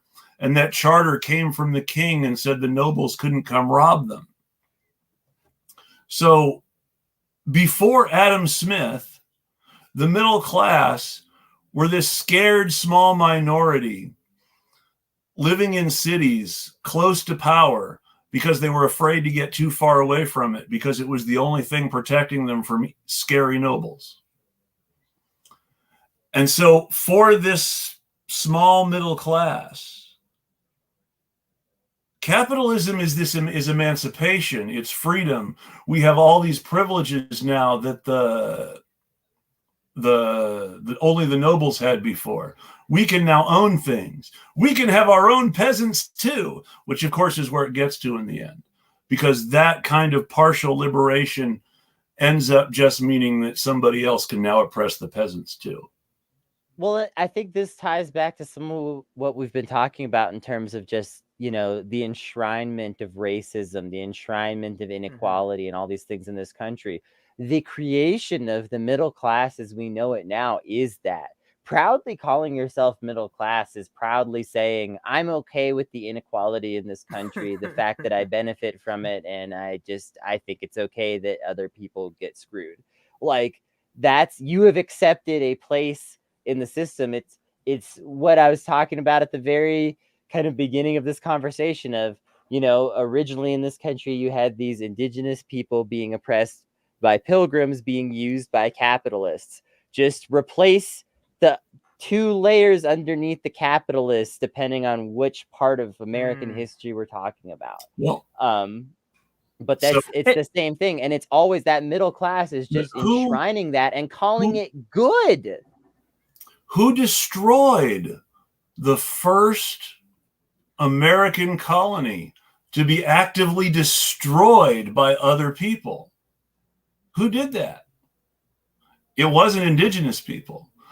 The first colony to be destroyed by other people was the second colony in Massachusetts. They were just here a little over from Plymouth. And Miles Standish, who we all know from that cute poem where his girlfriend marries someone else because he won't speak for himself. Miles Standish took a bunch of soldiers over there and killed them all and drove them out. Now, this was white people doing this to other white people because they didn't want to share Massachusetts with competition. And there was a question of whether or not they would be criminally charged for it for a little while, but it got smoothed over. That's quite a story, but it just goes to the fact of what I kind of mentioned earlier. Like, there's so much about America that Americans don't know and aren't taught intentionally, specifically in our schools, so that that's a string they don't want most Americans pulling and pulling on that string and finding out what's behind there, because it feels like where we're at as a nation, there's no other place we could be but here, considering how we started. You get what I mean? Like, there's no other place. You think we were going to start the way we started, and then we're all going to run off in the sunset, drinking lemonade? That's not how it's going to happen. We're still addressing basic racism. We're still addressing basic sexism. We're still addressing basic homophobia. We're not past any of that stuff. Hundreds of years later, like, what does that mean that we're still talking about it? That means it's interwoven in everything we do. You get what I mean? Like, the reason it's taking this long, it's so interconnected with something else. That's the reason it's taking this long. And because they're these huge overlapping, interlocking, interactive systems. And it's important to remember that. And I'm going to say something that I'm sure somebody on Twitter is going to yell at me for later. But let's say that we had a utopian moment, and Biden decided and both houses of Congress all came together and decided to pay reparations tomorrow. Now, we're all for reparations. But all they're doing is paying reparations. They're taking some money. They're paying off the debt to the descendants of slavery. Nothing else. So even if you completely reimburse every person descended from a slave for slavery, and it's enough money that everybody thinks it's fair. Now, we already know I'm talking about a fantasy here when I get to because it doesn't exist. But we do all that. We do this to everybody's satisfaction. We still have a country which was stolen from indigenous people, and half of which was stolen from Mexico. And we still don't treat the indigenous people or the people who lived in the part that was stolen from Mexico before we stole it the same way we treat everyone else. So even if we pay off reparations tomorrow, we still have these huge inequities built into the system. Well, and even if you gave every descendant of slavery, 5-6 figures of reparations, which, God, what a fantasy. But I mean, let's hope that one day something like that could happen. Even if that happened, if you didn't change any systems, then Black Americans would still be getting bled out for $2 to $3, for everyone else's dollar, because of things like food deserts, things like, various types of inequality in their neighborhoods, in people's neighborhoods around the country, in my freaking poor ass neighborhood, like, that's kind of like what I was saying. Go ahead. No, that's kind of like what I was saying about Juneteenth. It's like, what real value is that if you're not really teaching how slavery was an industrial complex, not just simply a footnote? Like, it doesn't really, to me, have real value. Just like you were saying, Labor Day, they moved Labor Day so we wouldn't have solidarity in the world with other people's Labor Day. So like that's just such a capitalist move to say, hey, we're gonna keep it, we're not taking Labor Day away, but we're just gonna move it over here so you don't have any worldwide solidarity, so because we don't want you to really do anything, you know what I mean? So it's and these slave societies go all the way back to the beginning of capitalism, where you have the Phoenicians, who were the first mercantile people who were all over the place. And why were they all over the place? Well, they were selling slaves. And you have... like the Venetian Hotel? You see how the Venetian... No, that's the Venetian. Phoenician. Okay. I was going to say like the Venetian Hotel. Carthage later on. Hannibal was Phoenician. But anyway, you have the Phoenicians. They came from the Middle East. They traveled all over the Mediterranean. They built outposts in Spain and North Africa. They were selling slaves. I mean, slavery was the main business they were traveling around for. There were other things too, but slaves were everywhere. You could buy people everywhere. You could sell people everywhere. And not only that, this is a reason why this book that I mentioned earlier, Slavery's Capitalism, what America history loves to say, slavery is just concentrated in the South. The North made money off of slavery the same as the people in the South. Just because plantations aren't physically in the North doesn't mean anything. And then worldwide, you're talking about the Queen is making money off of slavery. Right. Everybody is making money off of slavery. Even in a more simple and straight ahead way of looking at it, there's lots of farmland in upstate New York. And prior to and for the first, 30, 40 years after the Revolutionary War, a lot of that farmland was owned by rich Dutch families who were called patroons by the rest of the people in New York. And they had lots of land, and they had lots of money, and they had shares of some of the first big stuff in New York later on. Their money helped fund Wall Street. So prior to the real unpopularity of slavery in the increasingly free labor North, most of the patroons' farms were primarily worked by slaves. It wasn't plantation slavery like in the South, where it was absolutely horrific. And people who were sent to the wrong plantation might not ever leave alive. It wasn't like that, but it was still slavery. Right. And that's just to the point that I'm making. It's just the rewriting of what actually happened. It's really disturbing. I mean, it's been disturbing for a while. And this is what I like to say about history. And just think what, for example, the New York Times write about Nancy Pelosi today. She's great. She's a fighter. That's what's going to be written in history about her. So that to me now says this stuff you guys are saying about Benjamin Franklin and all these people, like I'm really suspect on what you're telling me now about this, because listen to how the paper of history, New York Times, is talking about Joe Biden and Nancy Pelosi and Barack Obama. So so you can't trust the stories, or I feel like I can't trust some of the history that about our American history, in particular when it's surrounding slavery, when it's surrounding how capitalism is connected to slavery, that how slavery really, like this book makes a claim that America is a superpower because of slavery, and because the production of slavery, the percentage I forget is like in the 400s. Like we've never seen anything like that, any production of any sort of manufacturing level. And this book is saying the slave whip was actually a big contributor to America being such a superpower, because that is what got these slaves to produce such at a high level. But go ahead. I saw that you were gonna say something. I didn't want to take up all the time there.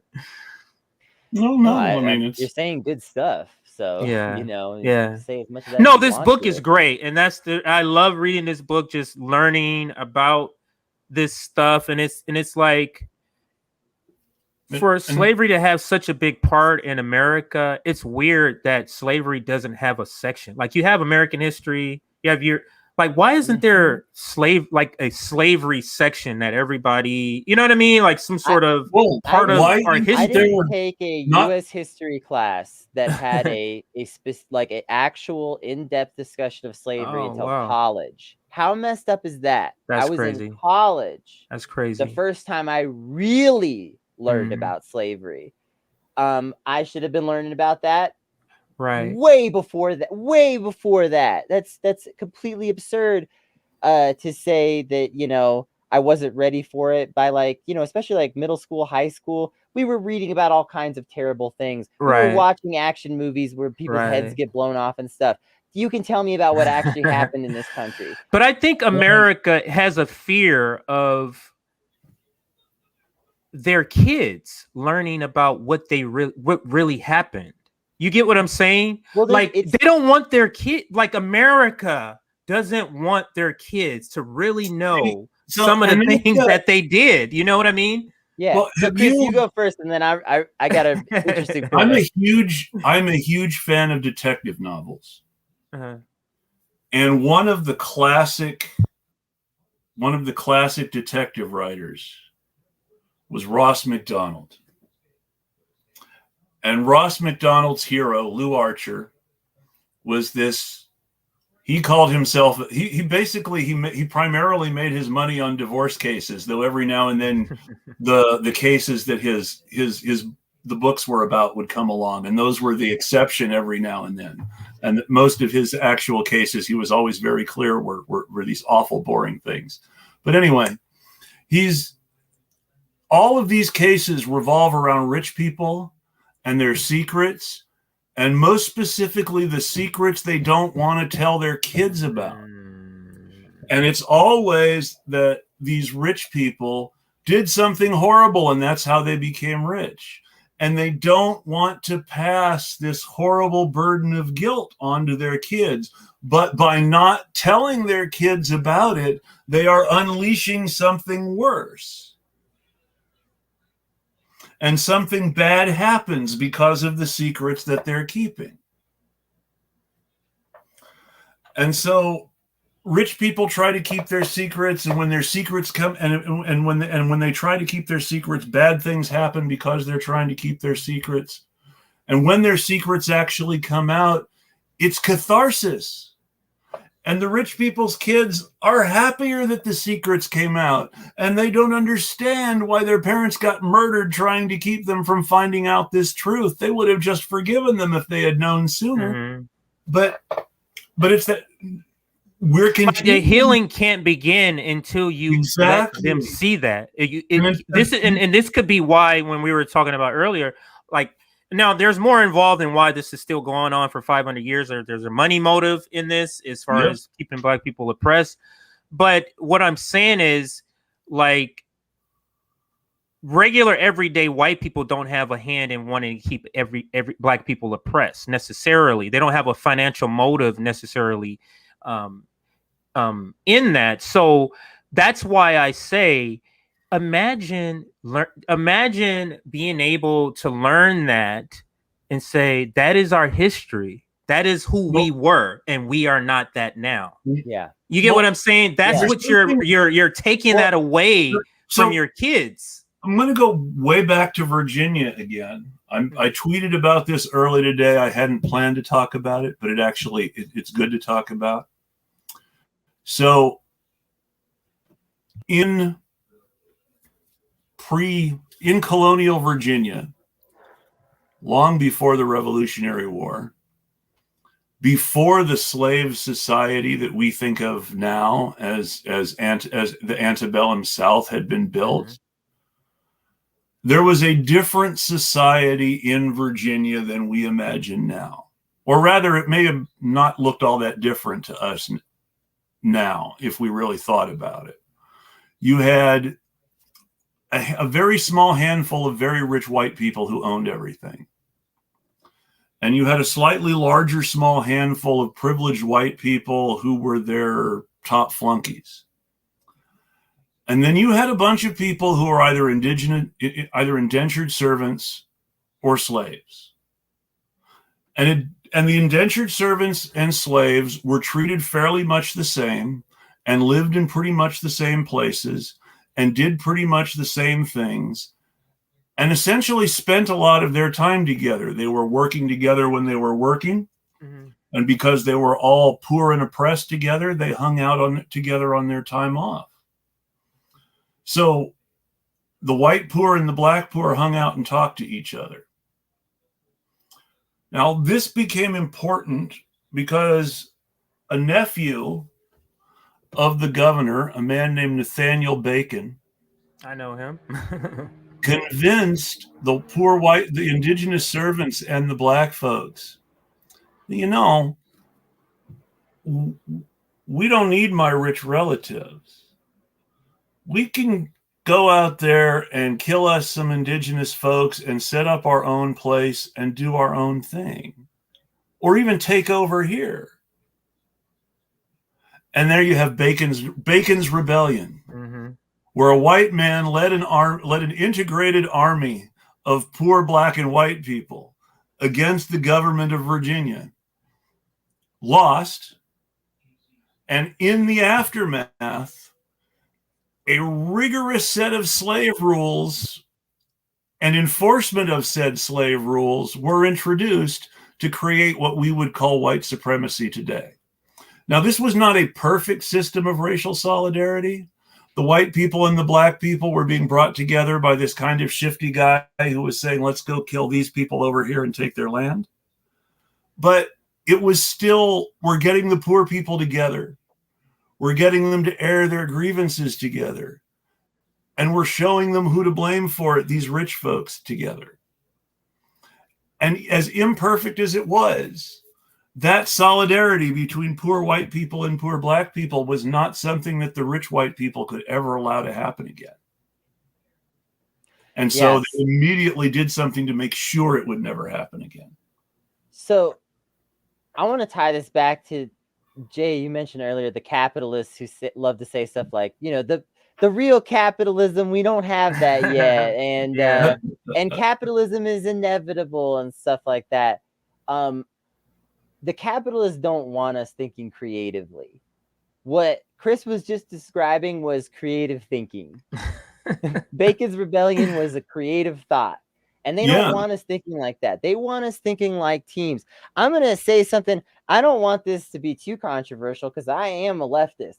But even like just saying, oh, well, it's capitalism or socialism is actually kind of uncreative and still benefits a certain amount of what these people want in terms of just thinking of it like it's these historical economic teams that we're a part of that are inevitable. And, you know, one of these two is going to be inevitable enough eventually, blah, blah, whatever. It's a lot more complicated than that. Mm-hmm. And to say that anytime, you know, anyone ever came close to something like what we have now, oh, they were just, you know, capitalism was inevitable. These people also had a currency. That's why it's actually good to not think, oh, currency is just inevitably going to corrupt necessarily, is because we don't want to be convinced that there is only one uncreative future for us economically.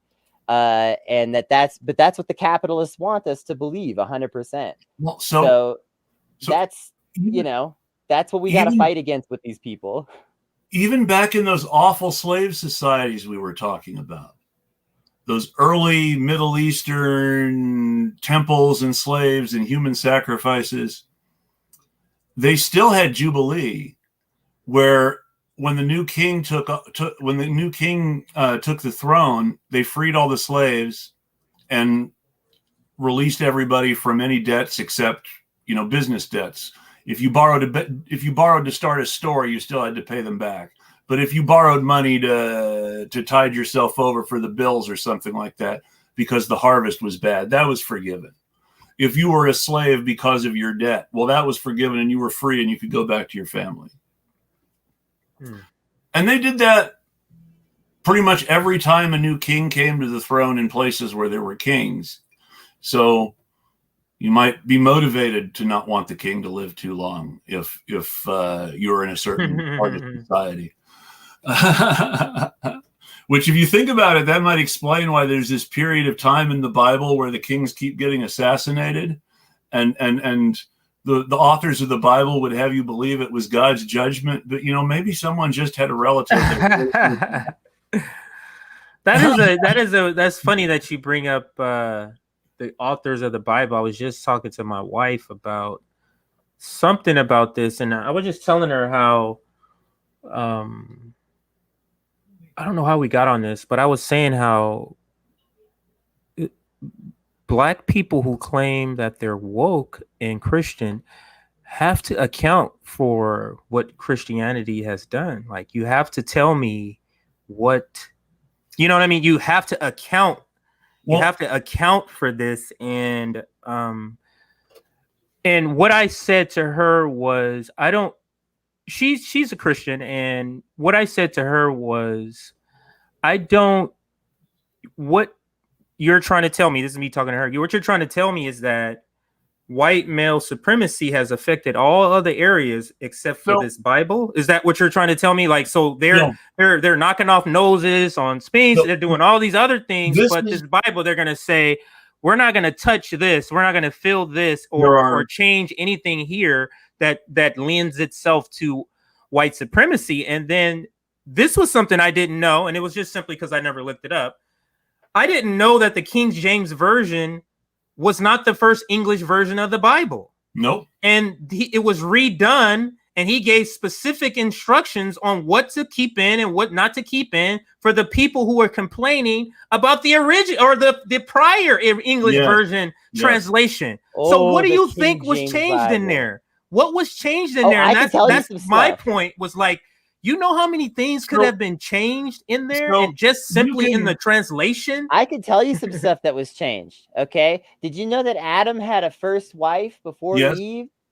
And that she was a strong, independent woman who didn't need no man and slept with angels afterwards? Well, that wasn't it. That was never actually in the Bible. That is what they call, what's the word I'm looking for? That is the oral tradition. And there's other stuff that was written down outside of the Bible. That wasn't one of the books that they eliminated. That belief is partially started by King James. The Apocrypha included Lilith and was considered canon by many pre-King James biblical scholars. Now, was it considered canon by everybody? No. There were already patriarchs in Christianity before King James. Yes. Mm-hmm. But it was made very much more patriarchal. This is true. He really went for it. There is if you compare the King James version with just the New International Version, the book of Esther is a lot less about how awesome women are in the King James Version than in some of the other versions. And there's a lot of emphasis and of course it's because she's not from that country originally, and because she's a servant to boot, but still, and he's the king, of course. But there's a lot of submission, there's a lot of female submission to the male king figure in the King James Version of Esther. Yes. Even compared to the other English translations. Mm-hmm. Yes. Yes, and just think of it this way. If today we're writing the Bible, today, are we going to put any sort of norms in there that goes against what we believe today is wrong or bad or good? Well, you get what I'm saying? Like, whatever they believe, they're going to shape the Bible into that form at that time. Well, and if they're rejecting something, it's an intentional rejection. It's exactly. It's not just a random set of beliefs they came up with. No, they're saying they don't want that in there for a specific reason.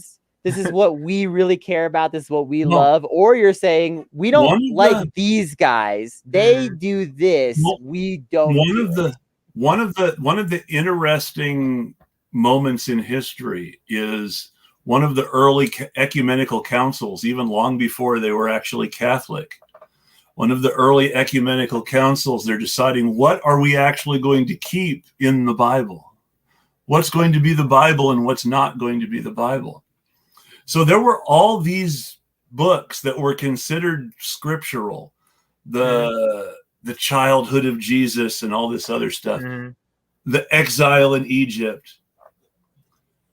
But it has stuff like embryonic Jesus in the womb smiting people dead for looking at his mom wrong, and the people who are putting the Bible together, even in this in what we would call this brutal and violent Roman period where the value of life is supposedly cheaper than it is now. Even then, we're saying he's a loving God. If he's a loving God, we can't have Jesus smiting people from the womb. And so that's how things were decided to put in, and not because they were trying to craft a narrative and saying. And this is another thing I learned, not just recently, but just kind of to your point, when I learned that there was other books that they kept out of the Bible that didn't make Mary's conception immaculate. It didn't make it an immaculate conception. It was she had sex out of wedlock, and this was the person, and we can't have that in the Bible. There needs to be some sort of immaculate conception.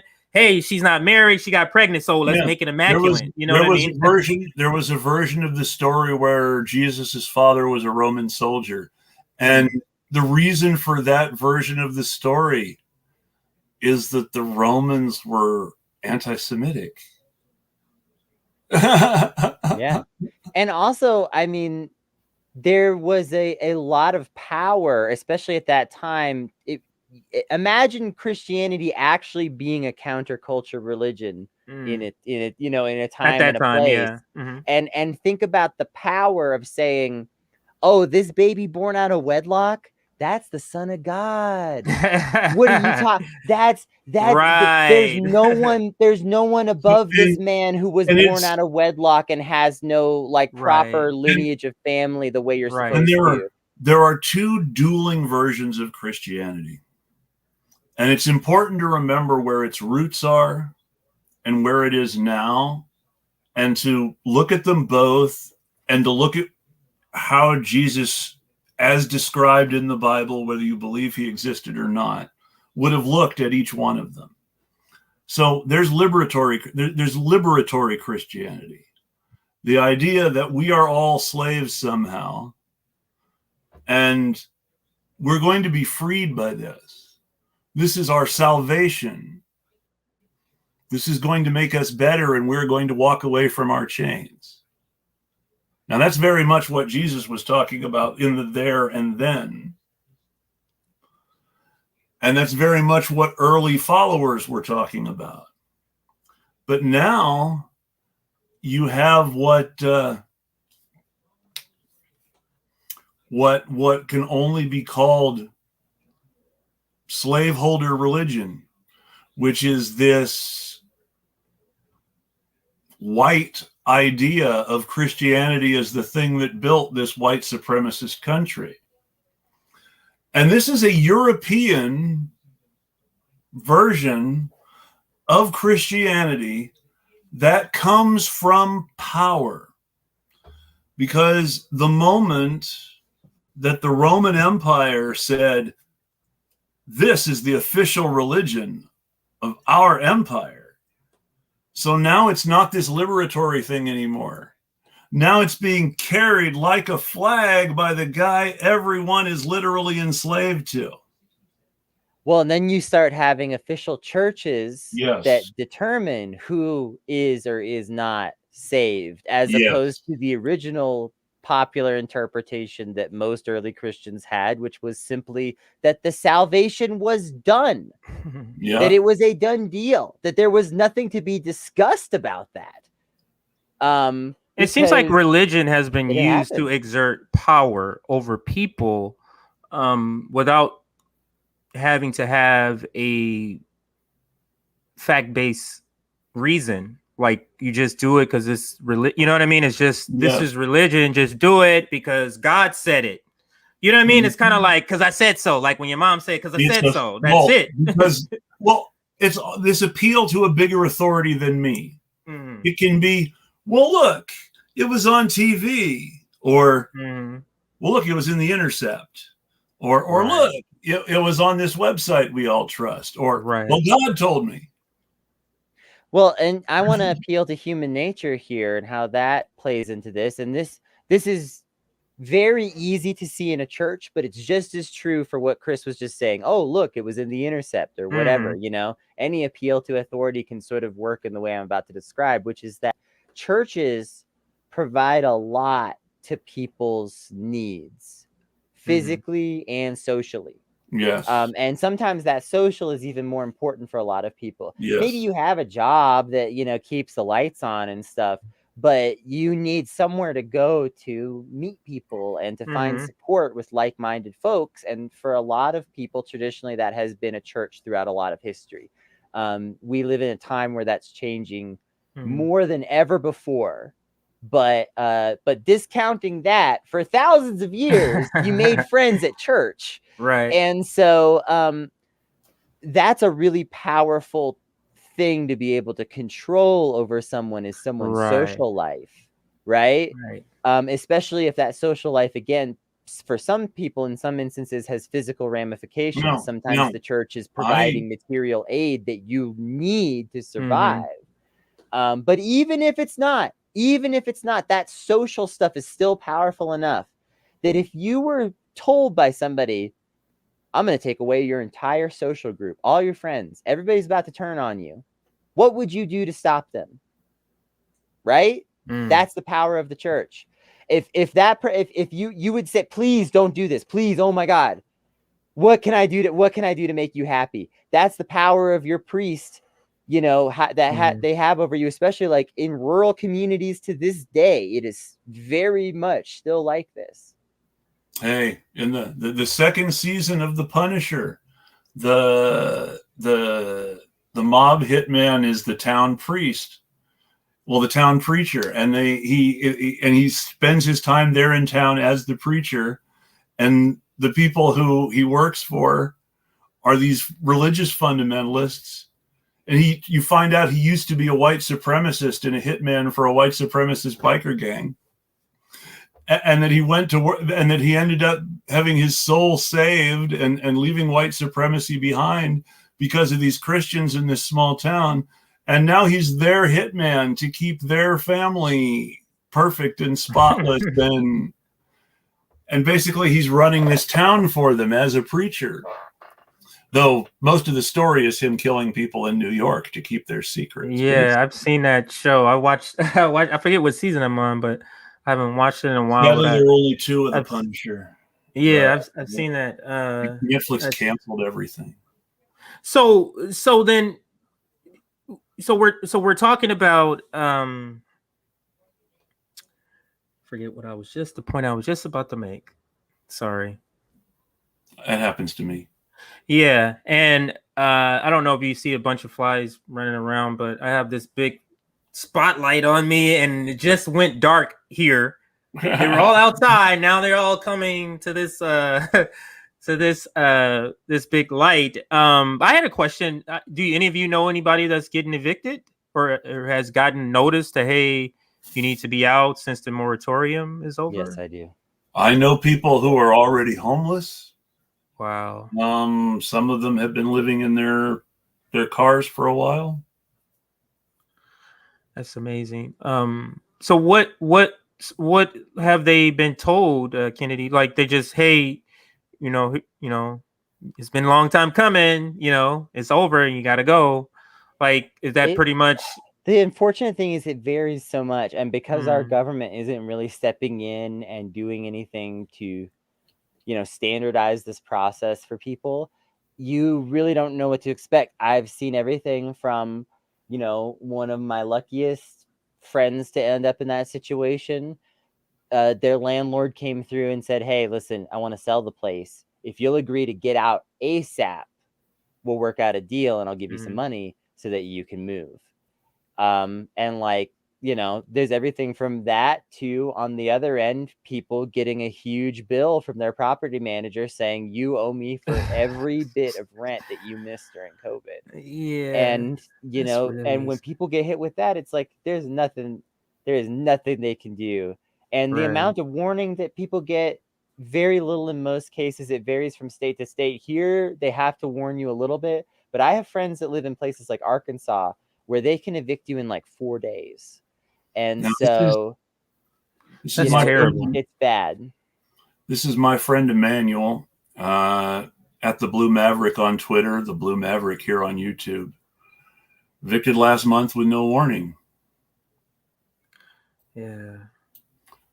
And the thing is, what maybe people do know this, and you're asking, hey, why is our government is not doing anything? Because the people who fund them want you to be evicted because they make money off of your pain. You get what I'm saying? There's literally companies who go in and buy up homes are in distress, homes are underwater. Nope. They go in because they get a better deal and then they can sell it at a higher price. So, like, it is absolutely disgusting. And so why isn't our government doing it? They're just like, oh, we can't do nothing. It's because the people giving them money don't want it to be done. Well, the biggest company doing that right now is a company called BlackRock. Yes. BlackRock is also one of the biggest single donors to the Biden campaign. I don't understand. How can you get what I'm saying? So this thing you just said, Chris, like, how does that go unnoticed? You get what I'm saying? Like, how does that just go? Oh, that happened. Okay, on to the next thing. You see fantasy. How corruption in America, we are so desensitized to our government corruption. You remember it's so okay. You remember when it was so awful when Trump wanted to make Mark Esper a Boeing executive, the Secretary of Defense, because he's a Boeing executive. They're putting an executive into that job. So General Austin is a Raytheon executive. Let's just make him Secretary of Defense. He can still sit on the Raytheon board and keep doing his thing. No conflict of interest. Who cares? Like, how was our press on top not question that? Like, how does our press not say, are you kidding me, guys? It gets worse. To be Secretary of Defense, you have to be out of the military for a certain number of years. It's required by law. There have been three people who have been issued exceptions only ever since there's been a Secretary of Defense. There have only been 3 exceptions. The first was George Marshall, and George Marshall was given an exception for the simple reason that he's George Marshall. We don't have another George Marshall. We want him to be Secretary of Defense. Give him an exception because, hey, if he had just won World War II, he's qualified to be Secretary of Defense, right? But that's number one. General George Marshall was Secretary of Defense while still a general. The second exception was Jim Mattis. And the reason the exception was justified that time is, well, look at our president. We need a Secretary of Defense who's trustworthy, and we can trust Jim Mattis to do the right thing, and he'll stand up to Trump. So we've got to make this exception for him so he can stand up to Trump.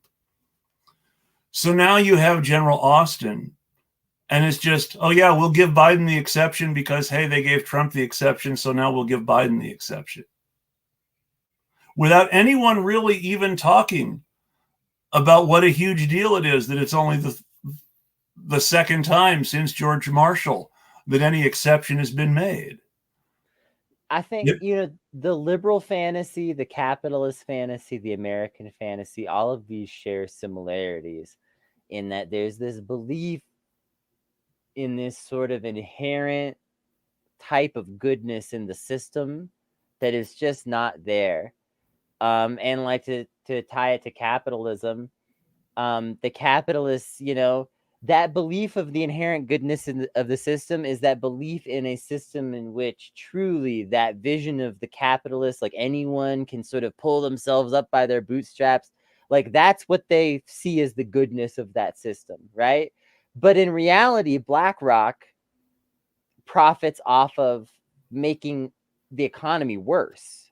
A lot of capitalism is about creating an economy that's worse for workers, not better. And that's how capitalism actually works. How liberalism actually works is, once again, there's this projection of liberalism that we're making things better overall. There may be sacrifices. We may not get everything perfect, but we're making things better overall. But liberalism is making things worse.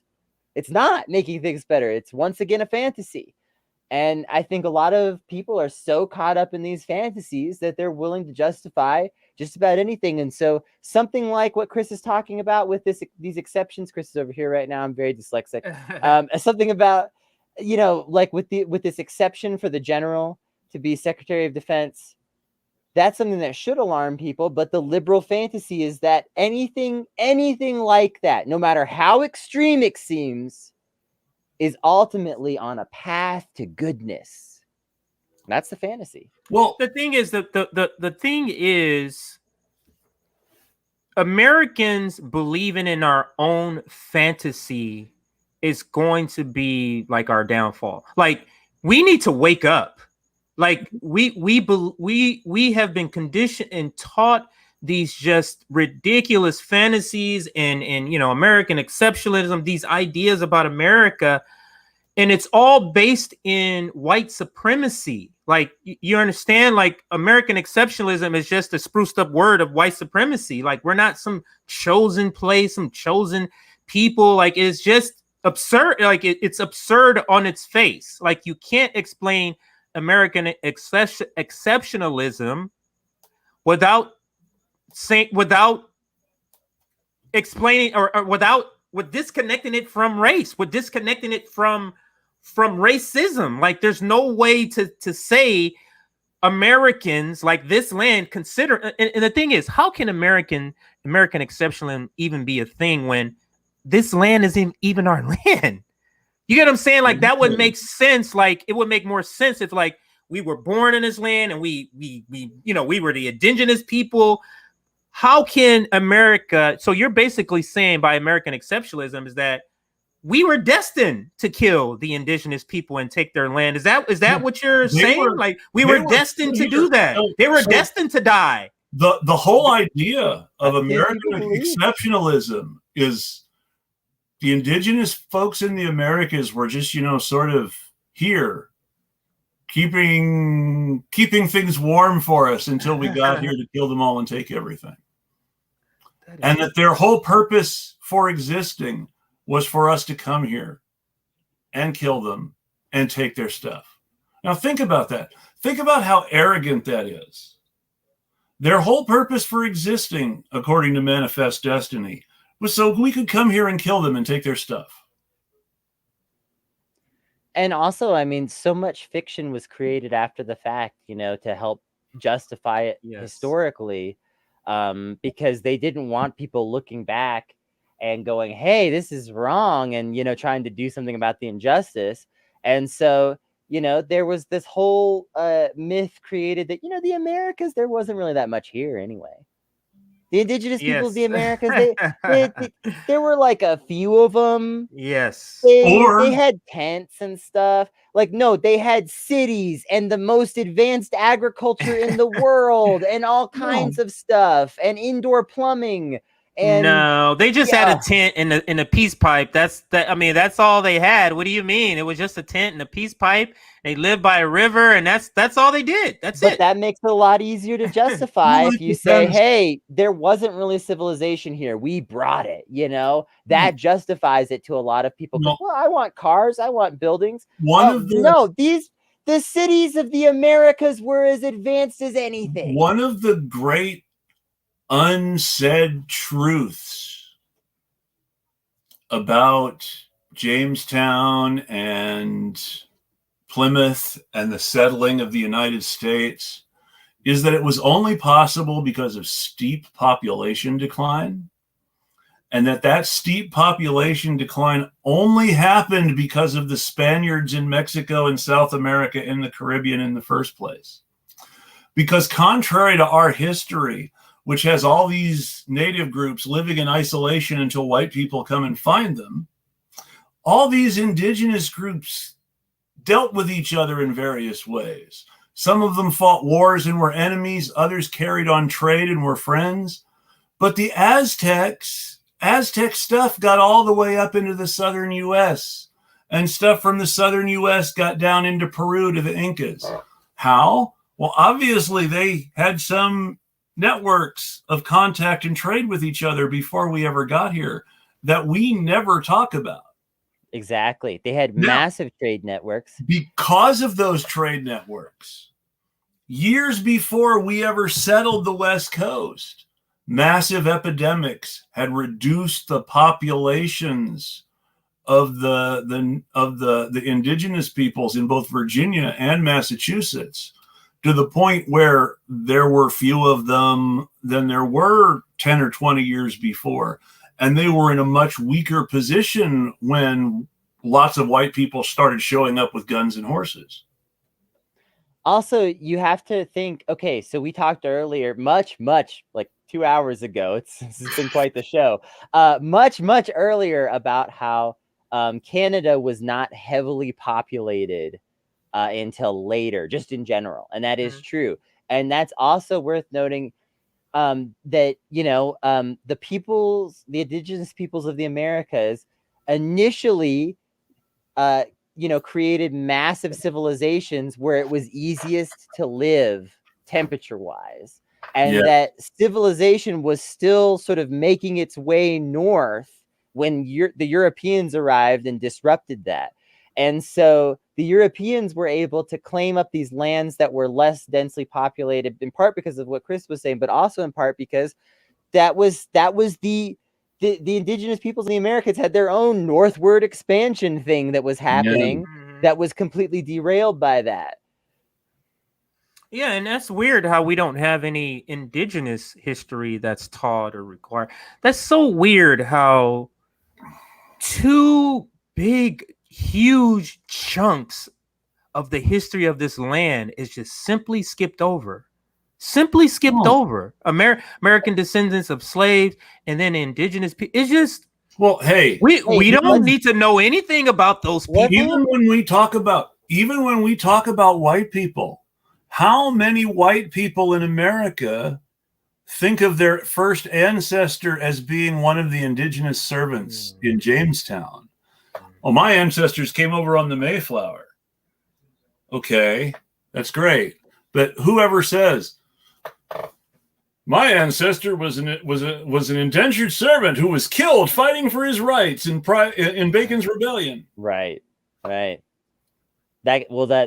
ancestor didn't breed, maybe.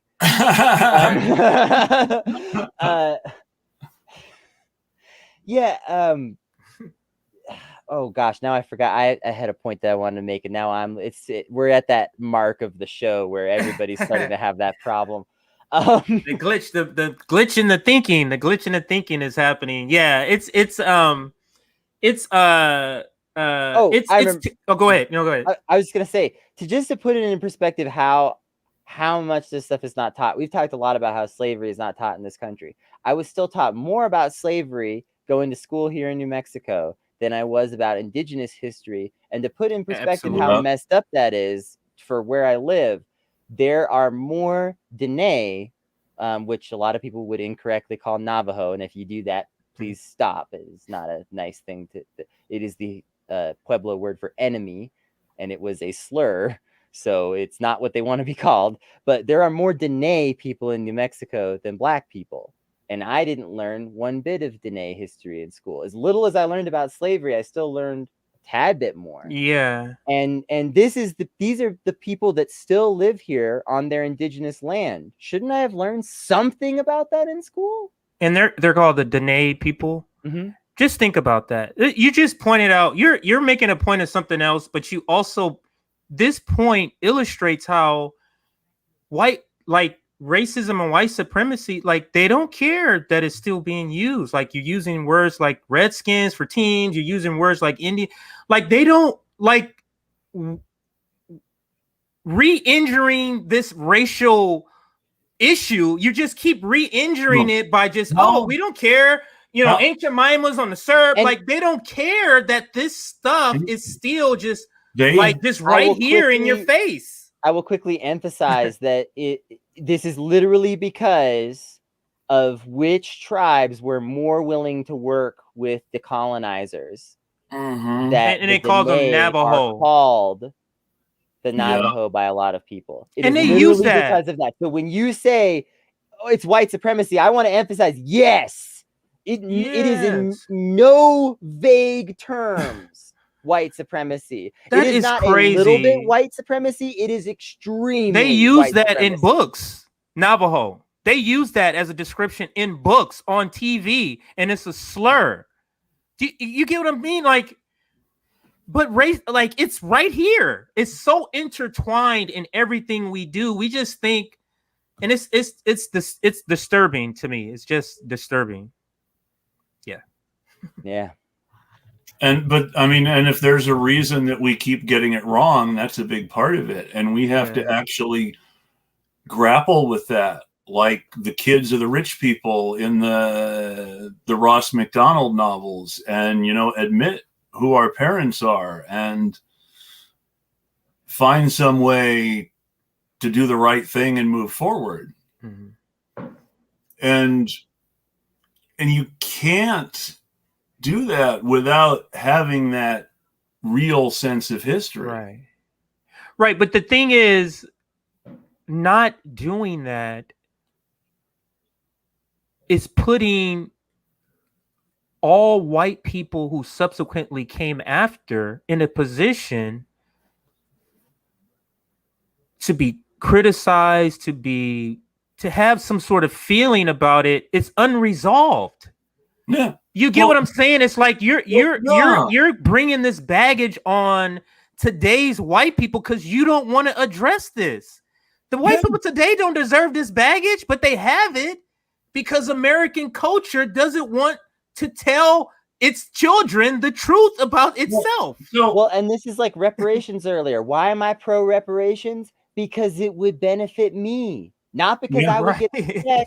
But because I'm also a poor working class person in this country, and I know that bringing up my friends and neighbors is a good thing. Right. Yeah. And if more people just saw it that way, like I think that they would see exactly what you're saying right now, Jay. That like, there's this whole we could do away with all this. See, the problem is make this better for everyone. This is a situation where we could all benefit, but we don't see it that way. But at the same time.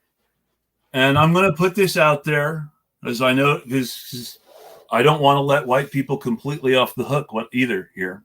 Well, no, of course not. And that is that. So conversely, we can talk about the things we're putting on this generation of white people that aren't directly their fault, and that's true. But conversely, when someone talks about white pride, what the fuck is there to be proud of? I mean, so what are you saying you're proud of if you're saying you're proud to be white? Is that the reason it has a different connotation? You get what I'm saying? Yeah. You get what I'm saying? Like, is that the reason white pride has a different connotation? Is because of the question you're asking me, or you're posing? Yeah. White pride and black pride don't have a historical cultural relationship in terms of like where they originate. The fact that they share some slight similarity in terms of like certain outward aspects like terms is irrelevant to the fact that one of them is saying, yes, we like this system of oppression and we want to continue it, and the other is saying we are an oppressed people that need to be able to express ourselves and not be told that everything about what we are personally, culturally, historically is wrong. Right. Comes from a different place, absolutely. Jazz musicians started calling, all of whom were black, started calling each other man because people called them boy on their day jobs. Mm-hmm. And so they start to call each other man in the jam sessions. Yeah. And that became slang as a cool person. What's up, man? What's up, cool, man? Yeah, and that became that. But it was specifically, you're saying this to dignify each other because you're recognizing each other's actual adulthood as part of this group. Right.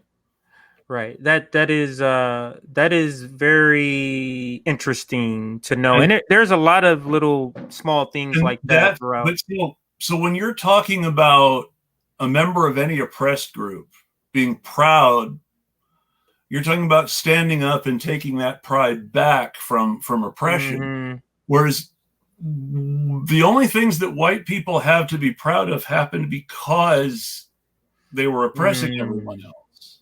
The concept of whiteness itself is a justification for oppression after the idea that, well, they're all heathens became obsolete.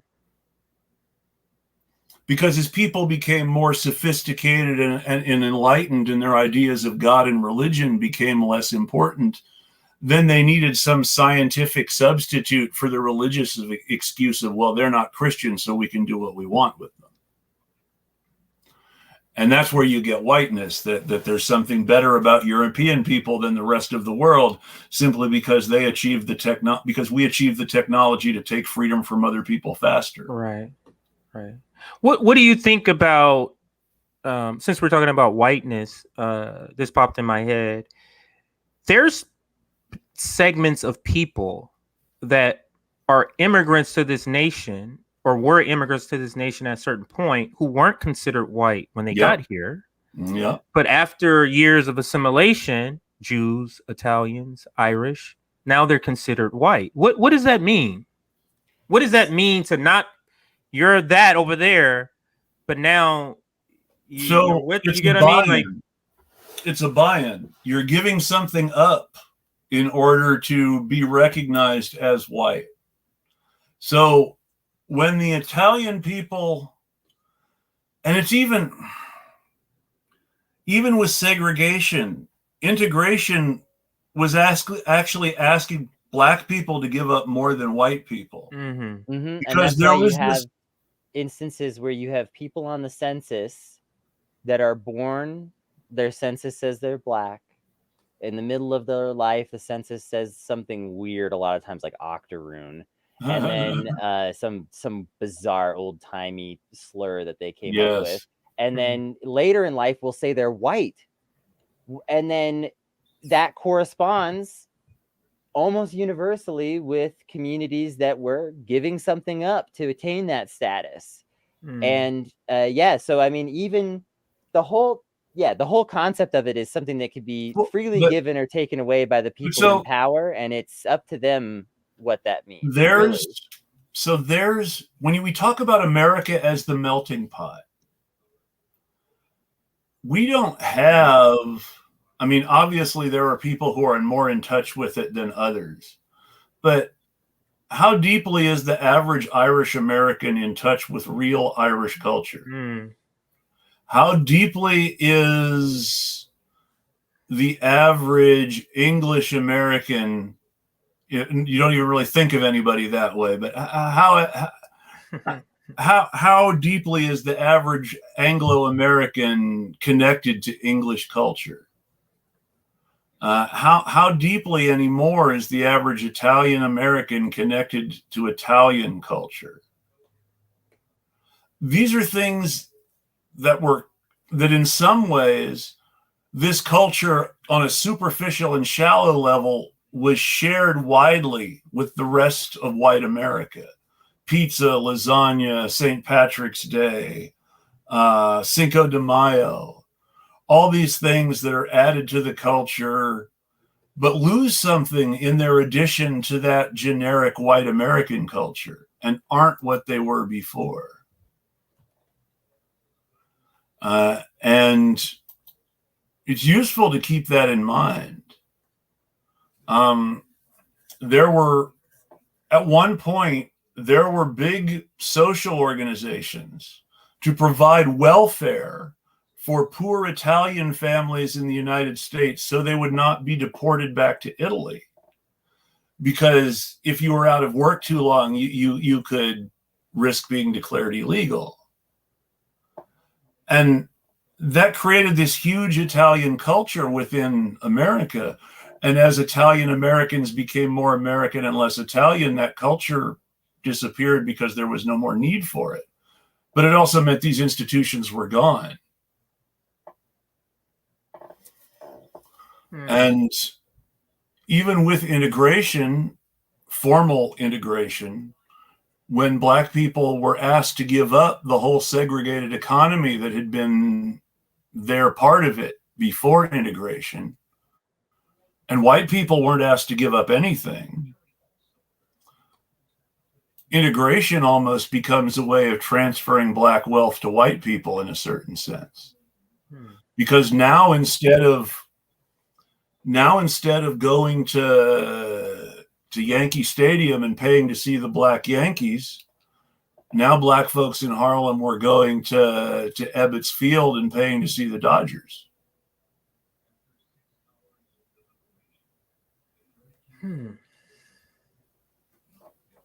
Yeah. And while the Black Yankees were renting their space from the Dodgers and were owned by Bill Bojangles Robinson, who was treated as a mascot sometimes by the white Yankees, that was still a Black business that was enriching a Black man and his family who were putting that money into a Black community. And the Black Yankees not just went away, but there was no way to sell them because there's no more. The more Black people go into the now integrated major league, the less talent there is in the Black leagues, and it's this whole trade-off where a few people get the benefits of integration. We have to give up everything that we had ourselves from segregation, but the people as a whole don't rise with the favored few. Yeah, and you see that a lot in, and I'm bringing this up because I deal with American sports in high school, for example. You will see these well-off private white schools with all the best Black athletes that are bussed into these schools. Yeah. And so yeah, you know, I see it. I've seen it in that form in particular up close myself. So yeah, it's unfortunate. Ooh. Yeah, this is getting crazy. This is actually the longest show we've done for a little while. Really? Yeah. We've been. Well, I hope that's not a bad. I hope that's not a bad thing that we're still here. No, that's not a bad thing. We've gone 2.5, 3 hours before. Okay.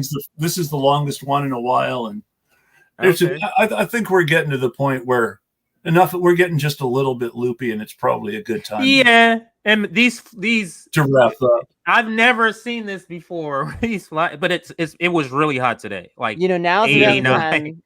If we wrap up, we'll seem, we really knew our shit. We go 30 more minutes, people will be like, oh, wait, they're knuckleheads, look at them. Wrong there.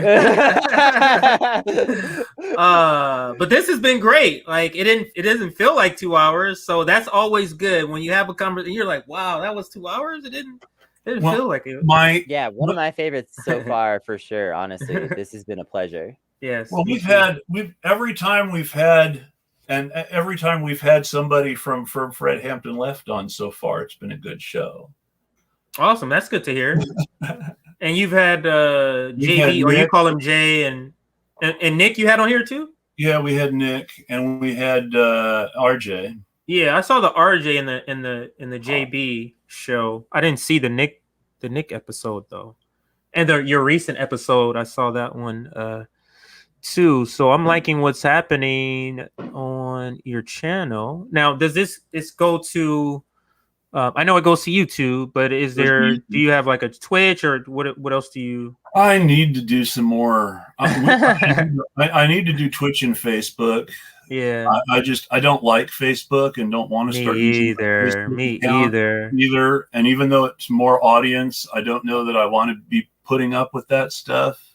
Yeah, because you could get a lot of critique. You videos could get a lot of critique, and I haven't put up content yet on our Facebook, but I'm going to start to, and I'm expecting to get a lot of pushback until our audience is built on that. Well, speaking of pushback, I wasn't going to draw attention to it since none of us were talking about it. we had this moment in the chat. It's like nobody. Who actually seems obsessed with force the vote in this comment, since I don't think we brought it up at all over the course of the show. I want to point out, because I said force the vote. Yeah, we might have mentioned it briefly. Well, but yeah, I want to mention, Jay, you did say force the vote near the beginning of this program. This comment's from like the middle. But no, I said force the vote, but it was just as an example. I was rambling off an example, three examples, and I just said force the vote was an example of something else. So that wasn't even the point. But this person is clearly upset about AOC possibly and our critique of her, or any critique of her, and it being tied to force the vote. Maybe they're an AOC stand, probably. Well, Yeah, there's some. Listen, this is what I have to say about AOC before you guys sign off. I know you're about to sign off. This is what I have to say about AOC. AOC, like anybody else, politicians are not people to worship, to honor, to praise. They're there doing a job. When they do the job, you say thank you for doing what you were supposed to do. If they don't do your job, then you critique them and you come after them. That's it. There's no this relationship where you fawn over them and you retweet them and, oh, did you see the latest? Like that celebrity type culture. I'm just not with that, and I can't do that with any person. The closest I've ever gotten to that was Bernie, but I still wasn't to that extent. I still wasn't there like that. Yeah, that's weird, and also quote tweeting every single thing AOC says, going traitor in all caps is also kind of weird, like actually, give your meaningful critiques or whatever, but don't just get into the bizarre. All this team sports politics has to stop. It's so tribal. It's so tribal. Like leftists act like they're not tribal, and you're being so tribal with that. For example, if AOC did something good, I would say that was good. Like I don't have any pride that's preventing me from that. If she does something bad, I'm gonna say that was bad, and this is why. Like that's how everybody should be. I think the most important account in politics that follows me. Now I know he never touches it himself. It's got to be some staffer, but the most important political account that follows me is Ed Markey. Now. Ed Markey is not somebody I expect to be interacting with on a regular basis, but being followed by the Ed Markey, I'm not going out and blocking Ed Markey because he's kind of liberal for me. I mean, if the Ed Markey account is following me, I want whatever staffer is running it to see my stuff because they mention it to Ed Markey sometime. Yes. I hear you. I mean, I do criticize Markey sometimes, but I will have to admit I'm kind of happy because they haven't blocked me when I've criticized them. But once again, just to keep tying it back, if the Ed Markey account retweeted one great anti-imperialism or anti-racism or something, then that would be worth a lot of bullshit. Right. And what I find funny, and I understand you get frustrated with your politicians just tweeting after a while. But I hear, why are you tweeting about it? From people who spend all day tweeting about it. We don't want tweets. We want actions. Well, we're tweeting too. It's amazing to me the reach that some people on Twitter think that Twitter has. Like, well, but like it's amazing. Like it's also great, but it just doesn't have the reach that some people think it has. But then on the other end of it, there's these, well, Twitter isn't real, people. Yes. It's like, I'm sorry, but yes, whether it is. you like it or not, Twitter is real. I have a different opinion about that. I think the people who are saying that in mainstream media in particular are people who want to discount the opinions on Twitter. Yeah. And that's why they're saying it's not real life, because what you think doesn't matter because you're a leftist and leftists don't matter. That's basically, to me, what they're really saying. But it's not even just that, because they're not just talking about us specifically. You see it said in other senses too. But that is true. But Twitter is real. Twitter interacts with the real world. When people say that Twitter isn't real, they're trying to discourage you from saying whatever you're saying on Twitter. Exactly. They see that people are listening to you. Right. They know that people are listening to us. They're listening to us. For you to know that is not real life, and for you to say that means you're looking on there and saying, okay, we don't like what they're saying, so this is not real life, guys. Don't pay attention to this. If it's not real life, then don't spend your real time on it. That's my final thought. That's a great final thought. Is this real life or is it just fantasy? I can't sing though, so I won't try to sing. Anybody have any final thought? Well, I guess I should come out with my final thought since Kennedy just gave theirs. Sure. Mostly, I want to make sure that I'm mentioning at least one of the other things that I meant to tonight. Oh, yes. So I have to mention this last item. Henry Cuellar and Lindsey Graham. So the most conservative Democrat in Congress and the one of the more disgusting Republicans in the Senate got together to say that there needs to be a border czar. Now, let's think about that for a moment. How would a border things better right now? What would be the reason for a border czar? Do we think that what's happening on the border needs to be more efficient and more cruel, and only a czar can? Because let's face it, czars are not remembered for their gentle rulership. No. Yeah, I've said this before. I don't know if it was on this show or on Not Safe for Wonks or somewhere else, but whenever the government names someone a czar, the mask is off. Okay. I mean, has there ever been a good czar? I mean, has there ever been a good czar? Do they exist? No, this is just ridiculous. Like a border czar. I mean, come on. I mean, what's happening at the border? But if you go on Fox News, there is a crisis happening at the border, like every day. Now, I'm a person I like to. Go ahead. I'm sorry. I didn't get this from Fox News. This language was from good old MSNBC. So you don't think of MSNBC as selling border scare, but they do. They do it very carefully and very subtly by putting border scare stuff in the mouth of guests or of hosts that you don't take as seriously as you do the others, like Joe Scarborough. But it's still border scare, and you're still thinking about it when people say it. It doesn't change because it's not. MSNBC is selling a lot of the same stuff Fox is. They're just more subtle about it. Yeah. Instead of having Bill O'Reilly up there selling anti-black stuff, they have Al Sharpton selling anti-black stuff and blaming it on white latte liberals. I mean, it's gotten to the point where every time Al Sharpton says latte liberals, I know he's going to say something that black leftists have been demanding. He's going to pretend that it's white liberals.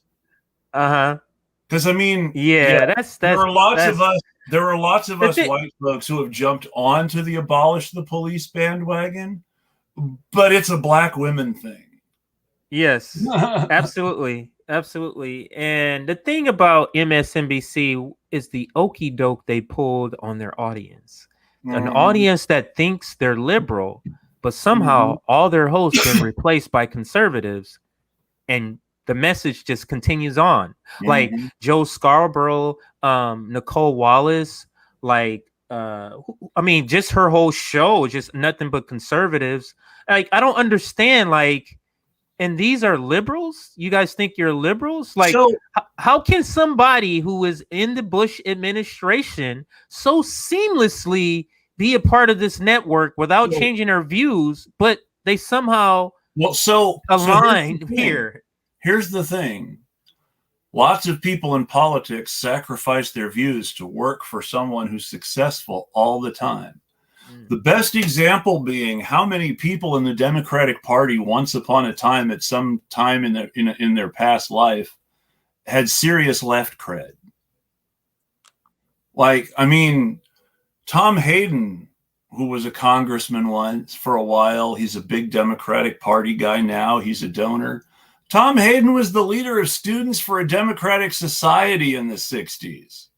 Tom Hayden was the guy who threw Michael Harrington, who went on to found the DSA, out of the room for saying that they couldn't have communists in Students for a Democratic Society.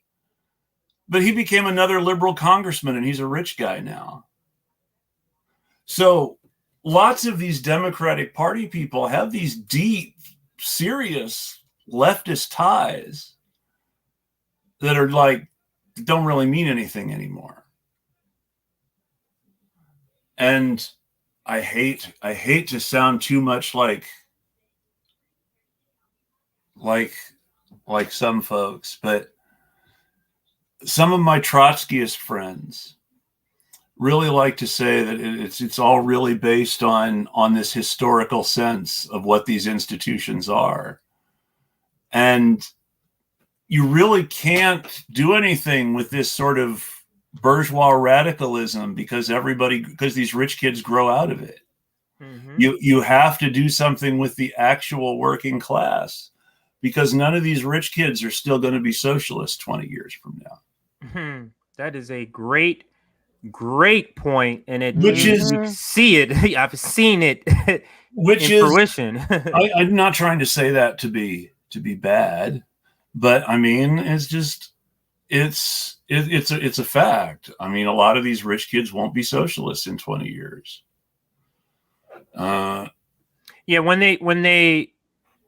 they start to reap the benefits of their privilege, and realize, hey, this is a lot easier to do it this way, then they start to swallow their whistle. They start to, not talk up as much. They start to, that kind of thing. So speaking of rich kids and real life problems, I have to go because my cats are freaking out.